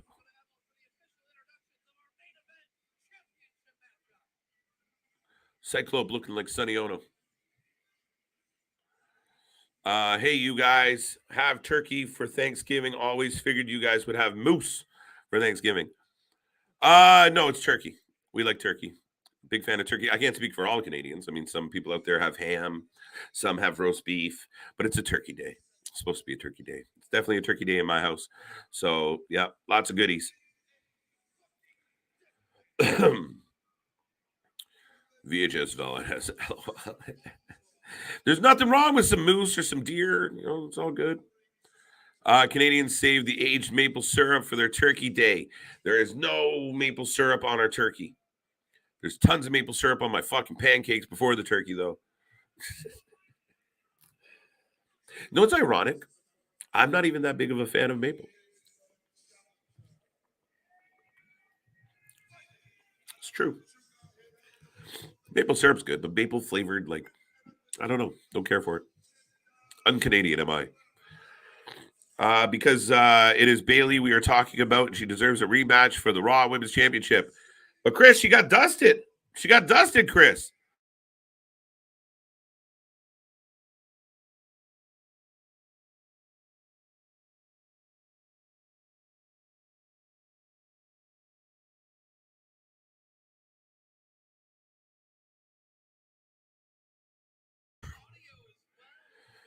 All right, so Ciclope is giving his glasses and his earphones to the announcer.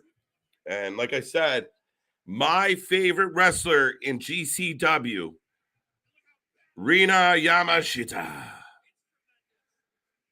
She's like Io Sky's crazy older sister. Is that fair? Damien, Eric, if you're still kicking around, she really, really reminds me of Io Sky's psychotic older sister.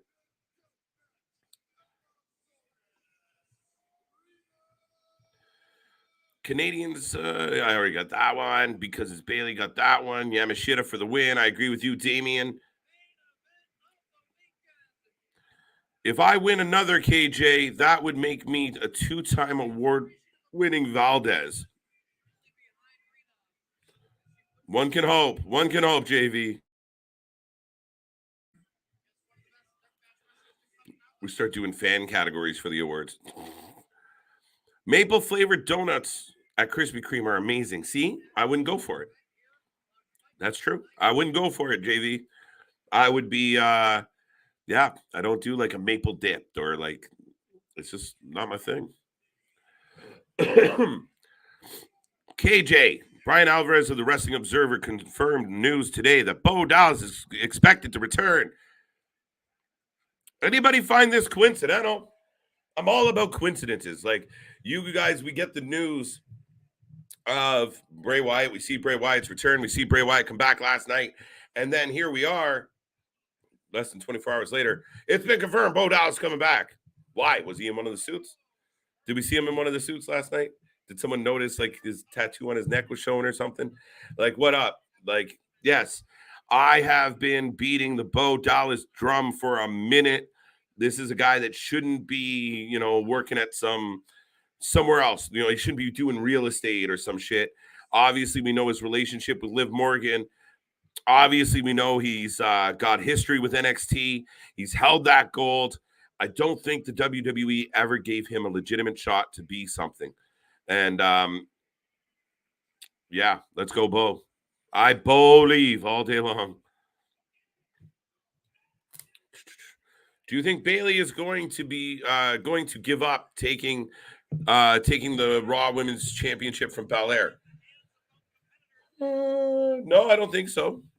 But she's in a pickle. What if someone shows up tomorrow night? What if it's Charlotte Flair comes out? Oh.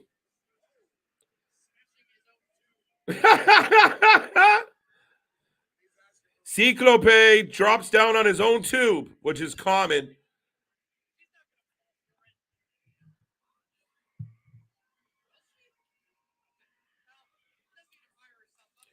So Rina drops on her own tube, and then Ciclope goes for the pin. Good times. Boss Monster, how you doing? Look, the chat filling up. I love it. Howdy. Love it, Boss Monster. What was that? White Rabbit. Yo, KJ, I have a crazy theory. If they do Liv and Wyatt in Edward Scissorhand movie, whoa. Yo, KJ, I have a crazy theory. What if they do Liv and Wyatt in Edward Scissorhand movie? A person did try stealing Kim from Edward, and he killed them. Maybe something similar happened to Liv Morgan. White Rabbit. Whoa. I don't know where to go with that. Damien agrees with me. I like it. Good choice. You with maple syrup is the same with me with brown sugared flavor. Like, get the fuck out of here, brown sugar. Yeah, kind of same idea, right? Like, like people are like, oh, try these maple cookies. I'm like, yeah.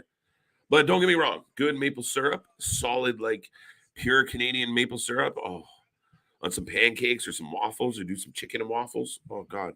Let's go. Making me hungry, folks. Been talking to you guys for almost 3 hours. Some love, more love, love it. All right, we're getting scissored already. Howdy, boss. Victor, boss. What? Oh, we got more. Mound. What? Cyclopes is just Cyclopes in Spanish.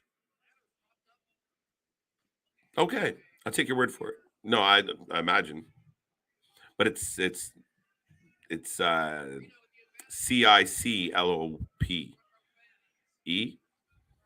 That's it. Same thing. That's why I've been calling them whatever. You can mix it up. What? Yeah, exactly. I think Charlotte Flair will show up on SmackDown. That's my bet. I agree with you.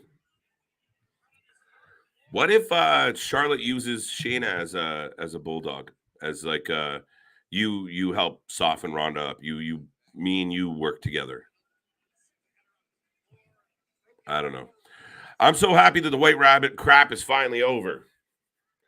Are you happy because you didn't like the White Rabbit shit, or are you happy because the finality of it?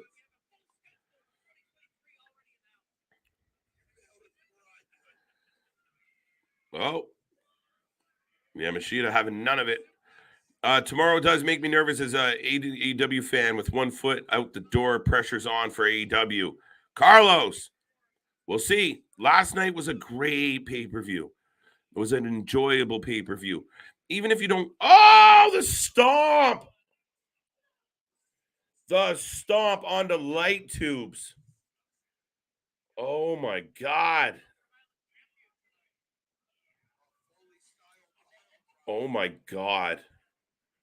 Ciclope just drills Yamashita. This is the biggest thing that's facing AEW right now, Carlos. That whole bunch of... So you get 1 million fans to tune into Dynamite, or in and around 1 million. But your core audience is about 300,000 to 400,000, in my estimation. Your diehard core audience. Then you have your fringe audience that fills in the top gap, and then you have the casuals that give you that over.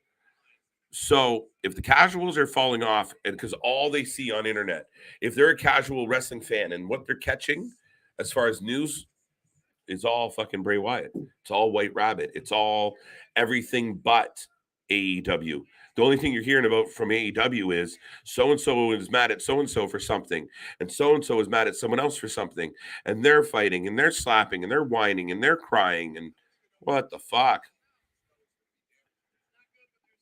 Yep. So that's a big dilemma right now. Tony's got to deliver better shows. Ciclope, back body drop by Yamashita onto the chairs. Wow. Guys, action-packed. I saw a lot of people saying Wyatt waiting for Randy Orton again. That would tied him as Jim for Wyatt to kill just the scene in Edwards. White Rabbit, you've lost me on this whole Edward Scissorhands. Yamashita doing one of her usual shticks of eating the light tubes. They can't be healthy. Oh man, the Danish cookies from the blue tin during Christmas are amazing. KJ, what is worse? What's the worst Christmas gift I've ever gotten? Yo, I can't put someone on blast like that. I know what it is, but yeah, no. I love you, Mom. You have to get the right Danish cookies. A lot of frauds out there. Good to know. I just like it straight up Danish. Forget it. Oh! Oh! Wow. Uh-oh. Yamashita goes through 2 panes of glass but she's screaming. Wow, her skin was stuck. She got Ciclope up into a roll, up on her shoulders. 2 panes of glass, and barbed wire, and there was definitely something stuck in her side. Oh my God. Carnage, folks. What happened to my buddy Eric? This match has been insane. Damien, holy shit. That's the thing about Yamashita. Every time she's in a match, it's carnage.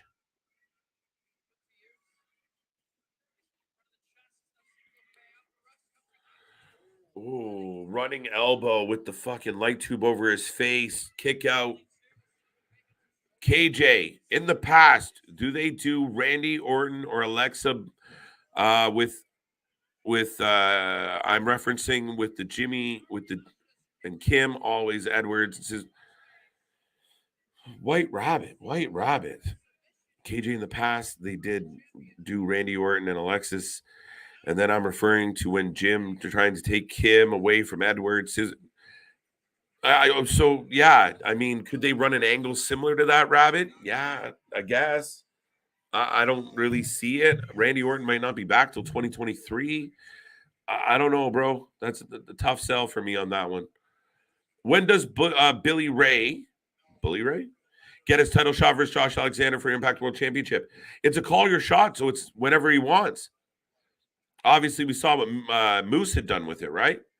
And that's kind of what we thought was going to happen. Bully Ray was going to cash in right then and there because Honor No More was beating the shit out of Alexander. And sure enough, or not sure enough, much to our surprise, Bully Ray stands up for Josh, and we'll wait and see. Nothing's been announced yet as far as, pre-giving it up, but Bully Ray could be your next Impact champion, guys. Yamashita fights out of the move and grabs Mr. Ciclope by his Ciclope. Oh, she's squeezing his little cyclone. Cyclone. Same idea. Oh, so he kissed her. That's it. You're going to grab the junk, you're going to get a kiss. Seems reasonable.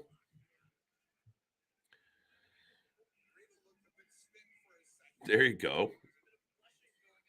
Rina was blushing during a death match.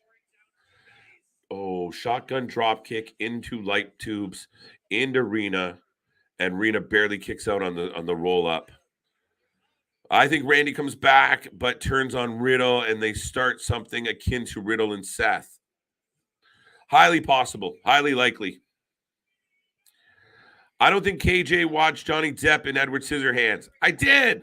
I have a poster, a plaqued poster. Actually, my brother has it because I'm a generous brother. But one of my favorite movies. I just don't see how they're going to tie it all in, White Rabbit, and make that work. I mean, it's possible. But like I said, Randy Orton's not even scheduled to be back. Some are worried that it won't be until after Mania next year. The Dad World Order got to bounce. We've got a live in an hour. Good chatting with you, KJ. Big Rig. Thank you, Big Rig. Thank you for being here. Thank you for being a part of the chat. Greatly appreciate it and enjoy your live. KJ, where do you see Matt Taven, Mike Bennett, Maria Kanellis, Bennett, and Vincent going to sign now that they have announced they are done with Impact? I don't know.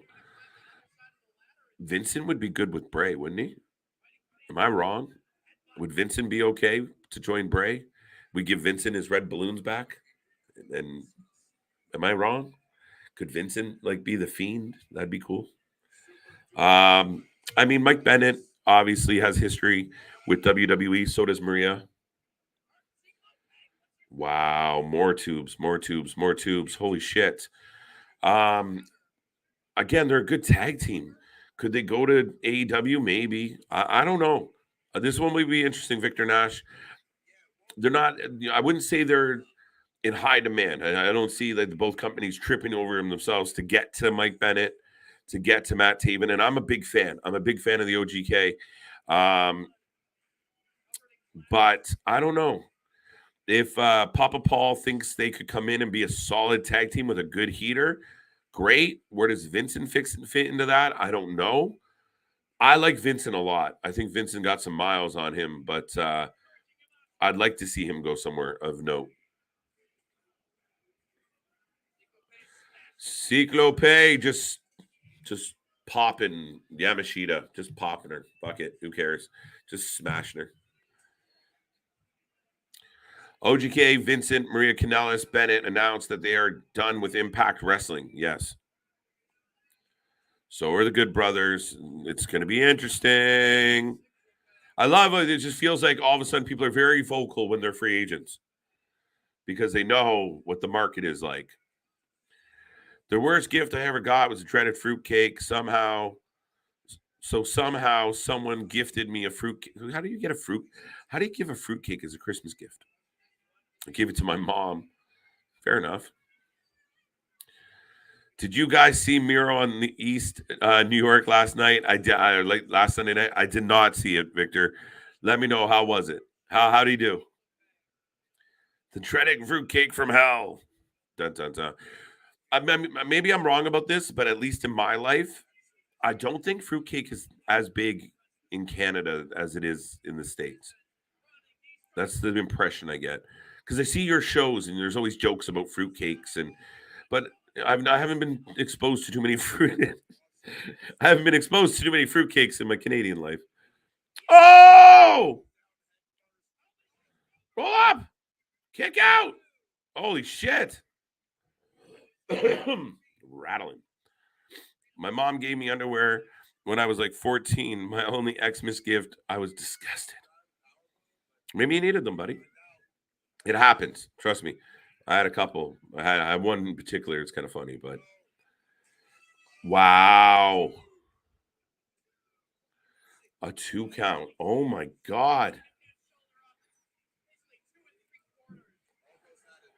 I do know Bray Wyatt and Vincent know each other pretty well, so I imagine Vincent being the Fiend. Ooh. I mean, listen, it's juicy, but everything's on the table right now.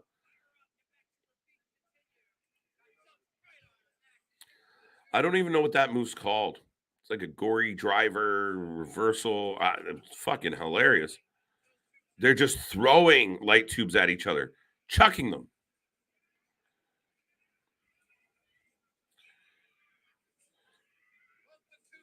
Oh, both with tubes in hand, just running at each other.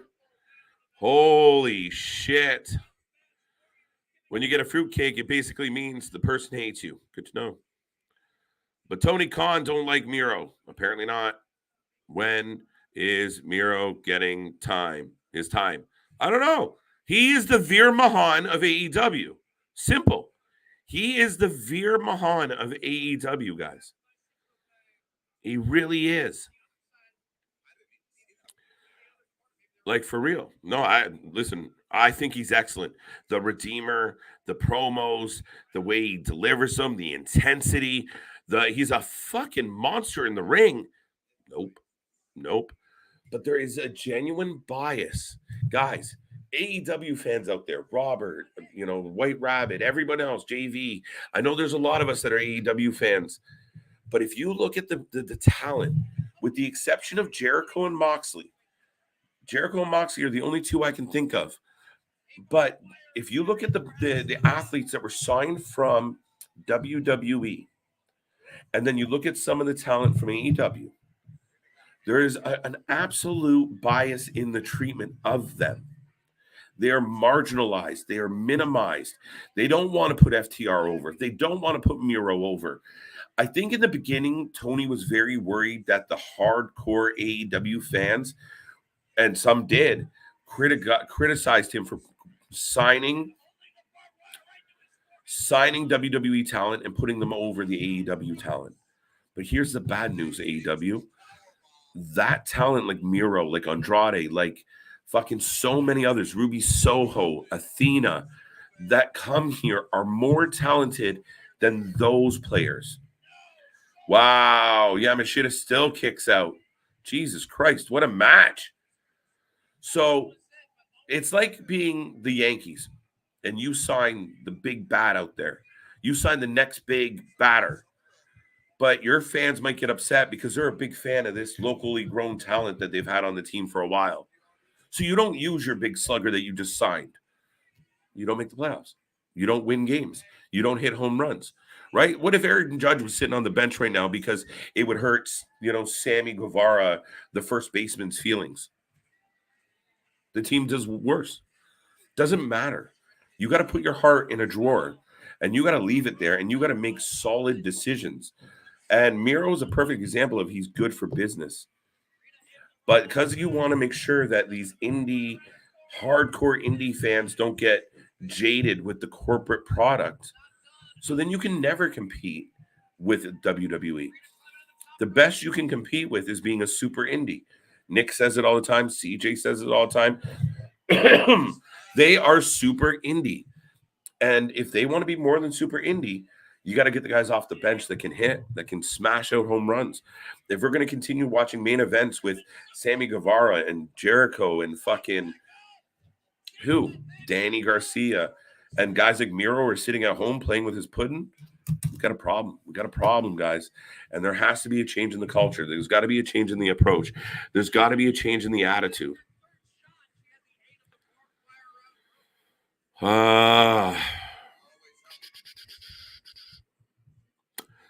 Is there Halloween Havoc next week? Yes, there is, Hassan. Yes, there is. Valdez, no. What did JV say that everyone's saying no to? All right, there you go. No, I don't even have to answer that, JV. You know better. Hi there. Is there? Yes, we got that. How do you not do anything with Miro's gimmick? He has been the most underused signing. I agree. You don't. I don't get it. I don't get it because, again, it's like anything else. Like I said, it's like running a sports team. You put the best athletes on the court or in the field or wherever. Sit down power bomb. No, sold it. Yamashita hooks him. A barbed wire in his eye. She is in a half clutch. Barbed wire in his eye, and he taps. This woman, I'm telling you, Rina Yamashita, still your ultraviolet champion. This lady is nails. Sorry for all the banging and thumping. She's my favorite wrestler in GCW. She is nails. Nails. It's a big 10-4 on Miro or Arena. She is a monster.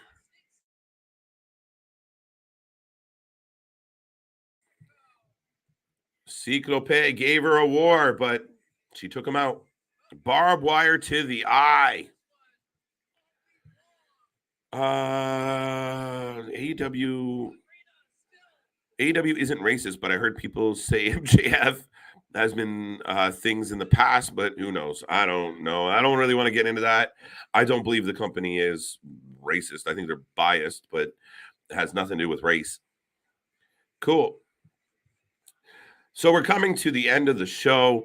If anybody out there was watching GCW Fight Club Night 2 tonight, give me a rating. Let me know what you thought. I will give up a rating, and I'll let you know what I thought. But we'll just work through some of this chat here, and then I'll wish you all adieu. You need far out characters. JV, you need a range. That's where some of the critics of wrestling, like some of the old school critics, like where I find like the Jim Cornettes of the world, they look at every match in the microcosm of what it could be or should be, as far as like, well, that would never be a main event match, but not everything's supposed to be a main event situation. Even old school territory wrestling had, sticky shit, right? Like it was never going to be the world champion. It's never going to be top guys. They're mid card. They're fun for the kiddies, the Doink the Clowns of the world, or the fucking, like the sideshows of, John Studd versus three men trying to body slam him, right? Took them years to figure that out. To me, that's where you really find an opportunity to understand that not everything has to be the same. You do need some far out characters. You do need, listen, a perfect example is, as far as range goes, a guy like Ricky Starks is such a good character. Everything he does matters. He reminds me of LA Knight. Like in that, once he walks through the curtain, everything's on. Everything he does serves a purpose. Everything he does matters. Everything, there's a reason behind all of it. So to me, it's great. You need a range. You do need some, like, listen, I got no problem for someone like a Jim Cornette or some of the critics. They're gonna watch that Bray Wyatt thing and think, oh, this is fucking dumb. It's hokey pokey, da da da da da. But there was always a place on the card to extend. Then you get to your main event. Like you get the Undertaker and Mankind in some type of boiler room brawl. And then when all that's done, then we get to, Michaels versus so-and-so or Triple H versus Angle for the title. There is a time. Every part of that card doesn't have to be just stellar, pure matches. And that's where I think some of the critics, I like to think I'm a hybrid of the critics. I'm kind of in the middle. And, especially with the age, like I'm not the old guy, I'm not the young guy, I'm just kind of nicely in the middle. And I agree with some of the modern fans. I agree with some of the older fans. But realistically, again, like you said, there were a time and place for some of the over-the-top shit. Like so-and-so got kidnapped, or they beat up somebody out in the parking lot with a tire iron and he's bleeding, or, that kind of shit where, it happens. People got billy clubbed all the time. There were angles in old school wrestling. But if you looked at it like this and you're going, okay, this isn't going to be a main event. This isn't championship material. Well, it wasn't supposed to be. So you got to look at the whole show and go, okay, in the realm of the show, you can get away with things that are big. That's it. That's my take on it. It's about variety. It's about delivering. It's got to be layered. It's got to be multifaceted. AEW Dark and Raw season premiere tomorrow night. Only one of those things really matter. And as far as that goes, tomorrow night we will be here. To Hassan's point, we will be watching WWE Raw, the season premiere, the 25th anniversary of DX. We will be live for 3+ hours, just like today. 3+ hours. I was actually expecting Fight Club to be about 2 hours and change. Solid 3 hours. I will get to a couple of the ratings I got there. I don't think many people were watching this, but I do appreciate everybody, the 20+ of you that are tuning in right now just to talk. We're not even talking about GCW, so it's hilarious. Damien gives it an 8 out of 10. Good. White Rabbit. GCW compared to the Battle of the Belts, I give GCW number 4 over AEW. I say a high 7.7. All right. White Rabbit says Sawyer and Rina would fit incredibly in NXT. Yeah, absolutely. I mean, and again, they do well in AEW. They do well in the Knockouts division. Give them time. I want to see more from Sawyer. I mean, she's such a unique athlete, and she stands out. She's huge. And Rina is a monster. Like I said, she's like Io Sky's insane older sister. NXT Halloween Havoc next Saturday, October 22nd. It's going to be live, or is that when they're taping it? No, it's live, Victor. It's a live show. It's essentially a takeover. I have all the faith in the world after everything else. Don't miss that live stream. We'll be here live for that one. It's going to be a lot of good matches. Halloween Havoc's going to be good. We might get some gimmick in there. We already got the Wheel of Death. But I think we're going to get a hell of a fucking pay-per-view, honest to God. Live. There you go. Bray Wyatt back. It's Bray Wyatt back, Extreme Rules. Resident Evil, Bray Wyatt is back. Monday Night Raw, October 10th. Let's go. You know what's funny? Was there any hints or teasers to tune in tomorrow? I didn't catch any, but social media would have been funny for that. The White Rabbit, what up? Yes, we got the White Rabbit. We got lots. Well, I'll double on tomorrow night. There you go. 8 out of 10 from Chris. Resident Evil, Bray Wyatt debuted last night. Oh, shit, I didn't even catch. Yes, no. Yeah, I think Resident Evil, they came back last night if you missed that. And we'll see what happens tomorrow. Yes, Bray Wyatt is back. Okay, we're good. Chat gets a 10 out of 10. JV, thank you. This chat is nothing without fans like yourself and everyone out there today. Today was fun. I got on here solo, and I love coming on here sometimes solo just to kind of just go. I love having the boys here, but every once in a while, it's just therapeutic. I just get to talk my own shit out. But big shout out to Nick and CJ. They will be back throughout this week. But you guys, you the fans, just keep it coming, and you keep talking, and you keep, being kind. And the most valuable thing in this world is time. And you guys give me your time. You give this channel your time. We appreciate it. We have nothing but love. And, again, grateful. We had one of the busiest, the most successful weekends in this channel's history this weekend. And we're super proud of it. And we can't wait to see what the rest of this year holds, because we're on to bigger and better things, and we haven't stopped. And if you guys have watched the evolution of this channel, we appreciate it. I know all that was a little gratuitous, but we got to do it. We got to pump ourselves, or else people don't buy in, apparently. But that being said, JV, thank you. I appreciate that. Yeah, Bray Wyatt is back to, yes. Halloween Havoc next. It's going to be incredible. Yes, we'll be here all week. Tuesday, we will have the Go Home show for Halloween Havoc. Monday, the Raw anniversary. We'll have the Raw season premiere, the DX anniversary. I imagine something about Bray Wyatt, something about the White Rabbit, if not just replays about it, but they're not going to leave us high and dry. Here's a question for the fans right now before I head towards the door. Yes or no? Simple. Y or N. Will the show tomorrow night open with the Firefly Funhouse? Will that be the first thing we get? We come in, Michael Cole says hello, or not Michael Cole, Kevin Patrick says, hello, we're here. And boom, the music hits for Firefly. I want to know, what do you guys think? Yes or no? AMC, what's up, brother? That's the new WrestleMania 40 Philadelphia. Yes. Did you see the visual for that? I thought the poster for WrestleMania 40 looked amazing, and that's going to be a hell of a night. I mean, 40 years of WrestleMania, shit, man. I was talking earlier about having WrestleMania 6 as one of my fucking long-term memories. WrestleMania 3, even. Jonathan says no. I like it, Jonathan. I don't think so either. No, opens with DX. Carlos, good call. Tell Stephanie McMahon hello. Will do. Yes, I see WrestleMania 40 Philadelphia. That's going to be good.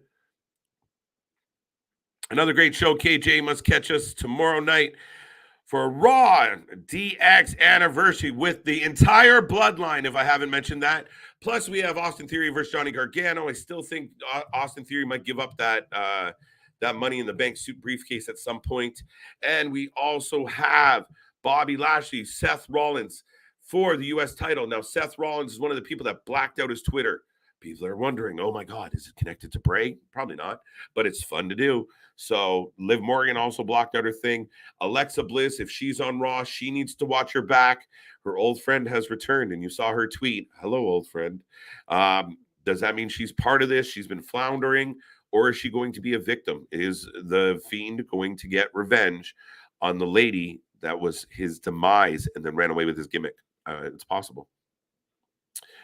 I'm going to say yes, it will. Nice call, Damien. I like it. Opens with DX, but Bray comes out to interrupt the show. Jonathan, I agree with you. I believe whenever DX hits the screen, we are on Bray watch. I think Bray is going Bray. I think what's going to happen is you figure, there's multiple people in DX, 4 of them, maybe 5 of them, if maybe. Mr. Daddy Ass is busy. But if the lights go out and come back on and the puppets are around the ring, think about it. You get the puppets on the apron. Bray's not even there. Who killed the world? We did. There you go. WrestleMania 40 in a stadium. I believe so. I think DX Celebration is going to get wrecked. It should, and I believe it will. No, KJ, lights should be off, and then Bray Wyatt would start singing again. Okay, we want to go epic. I like it. Alexa Bliss is injured. Oh, shit. When did that come out? I didn't catch that update. Real injured or kayfabe injured? Curious. Maybe that's... Ooh, juicy. If she's legitimately injured, could Liv Morgan be the replacement for Alexa Bliss as the witch? People are surmising. Liv Morgan was smiling. Is she going to go sinister? I thought she was just grinning like that because she liked the pain. Like she was like, that's fun. I didn't think there was a Bray Wyatt connection until I woke up today and everybody thought it. So fuck, what do I know? In just a... Okay. All right, folks. Well, and on that note, I will take a moment to remind everybody, we are the Wrasslin for Life Network. We do this for all the shows. We are for the fans, by the fans. Injured Friday night on SmackDown. There you go. There you go. There you go. I hate Rhea Ripley chair hit Beth Phoenix neck. I think it was excellent. I think it was great. I hope, I hope she's okay. But as far as a wrestling angle goes, that was fucking excellent. Kayfabe. Yeah, that makes sense. Thank you, Victor. But yes, folks, we do this all the time. We are on a run right now. We haven't missed a day in a minute, but we are the channel that does like 340 days a year. We do take a couple to ourselves. But that being said, it is Canadian Thanksgiving. It's getting late at night here. I will say thank you for being a part of the show. Thank you for joining me, keeping me company, talking some GCW. My rating on GCW, by the way, is I'll give it a 7.5. It was chaos, but some of the matches were highly enjoyable, but I will give it a 7.5. One of my favorite shows that we covered this week. What? We cover everything, folks. We will be here Monday for Raw, Tuesday for NXT, Wednesday for Dynamite, Thursday, Let's Rumble, our weekly podcast. We have another special guest, another fun interview, and we will break down a whole bunch of the topics that are going on in wrestling right now. Go check us out on Spotify for that as well. Friday, we'll be back for SmackDown, Rampage, and anything else. Saturday, we have Havoc, Halloween Havoc. Victor has all the whats. I missed the what chance at the moment. But that all being said, it's always fun, folks. Continue to have a wonderful weekend. If you are Canadian and you have tomorrow off for the holiday, happy Thanksgiving. To the American folks, your Turkey Day is coming a little bit later. But everybody have a wonderful weekend. Have a wonderful day. And we will be back off to cap off your Monday night here with the Wrasslin for Life Network. And until next time, we will see you on the flip side. Bye.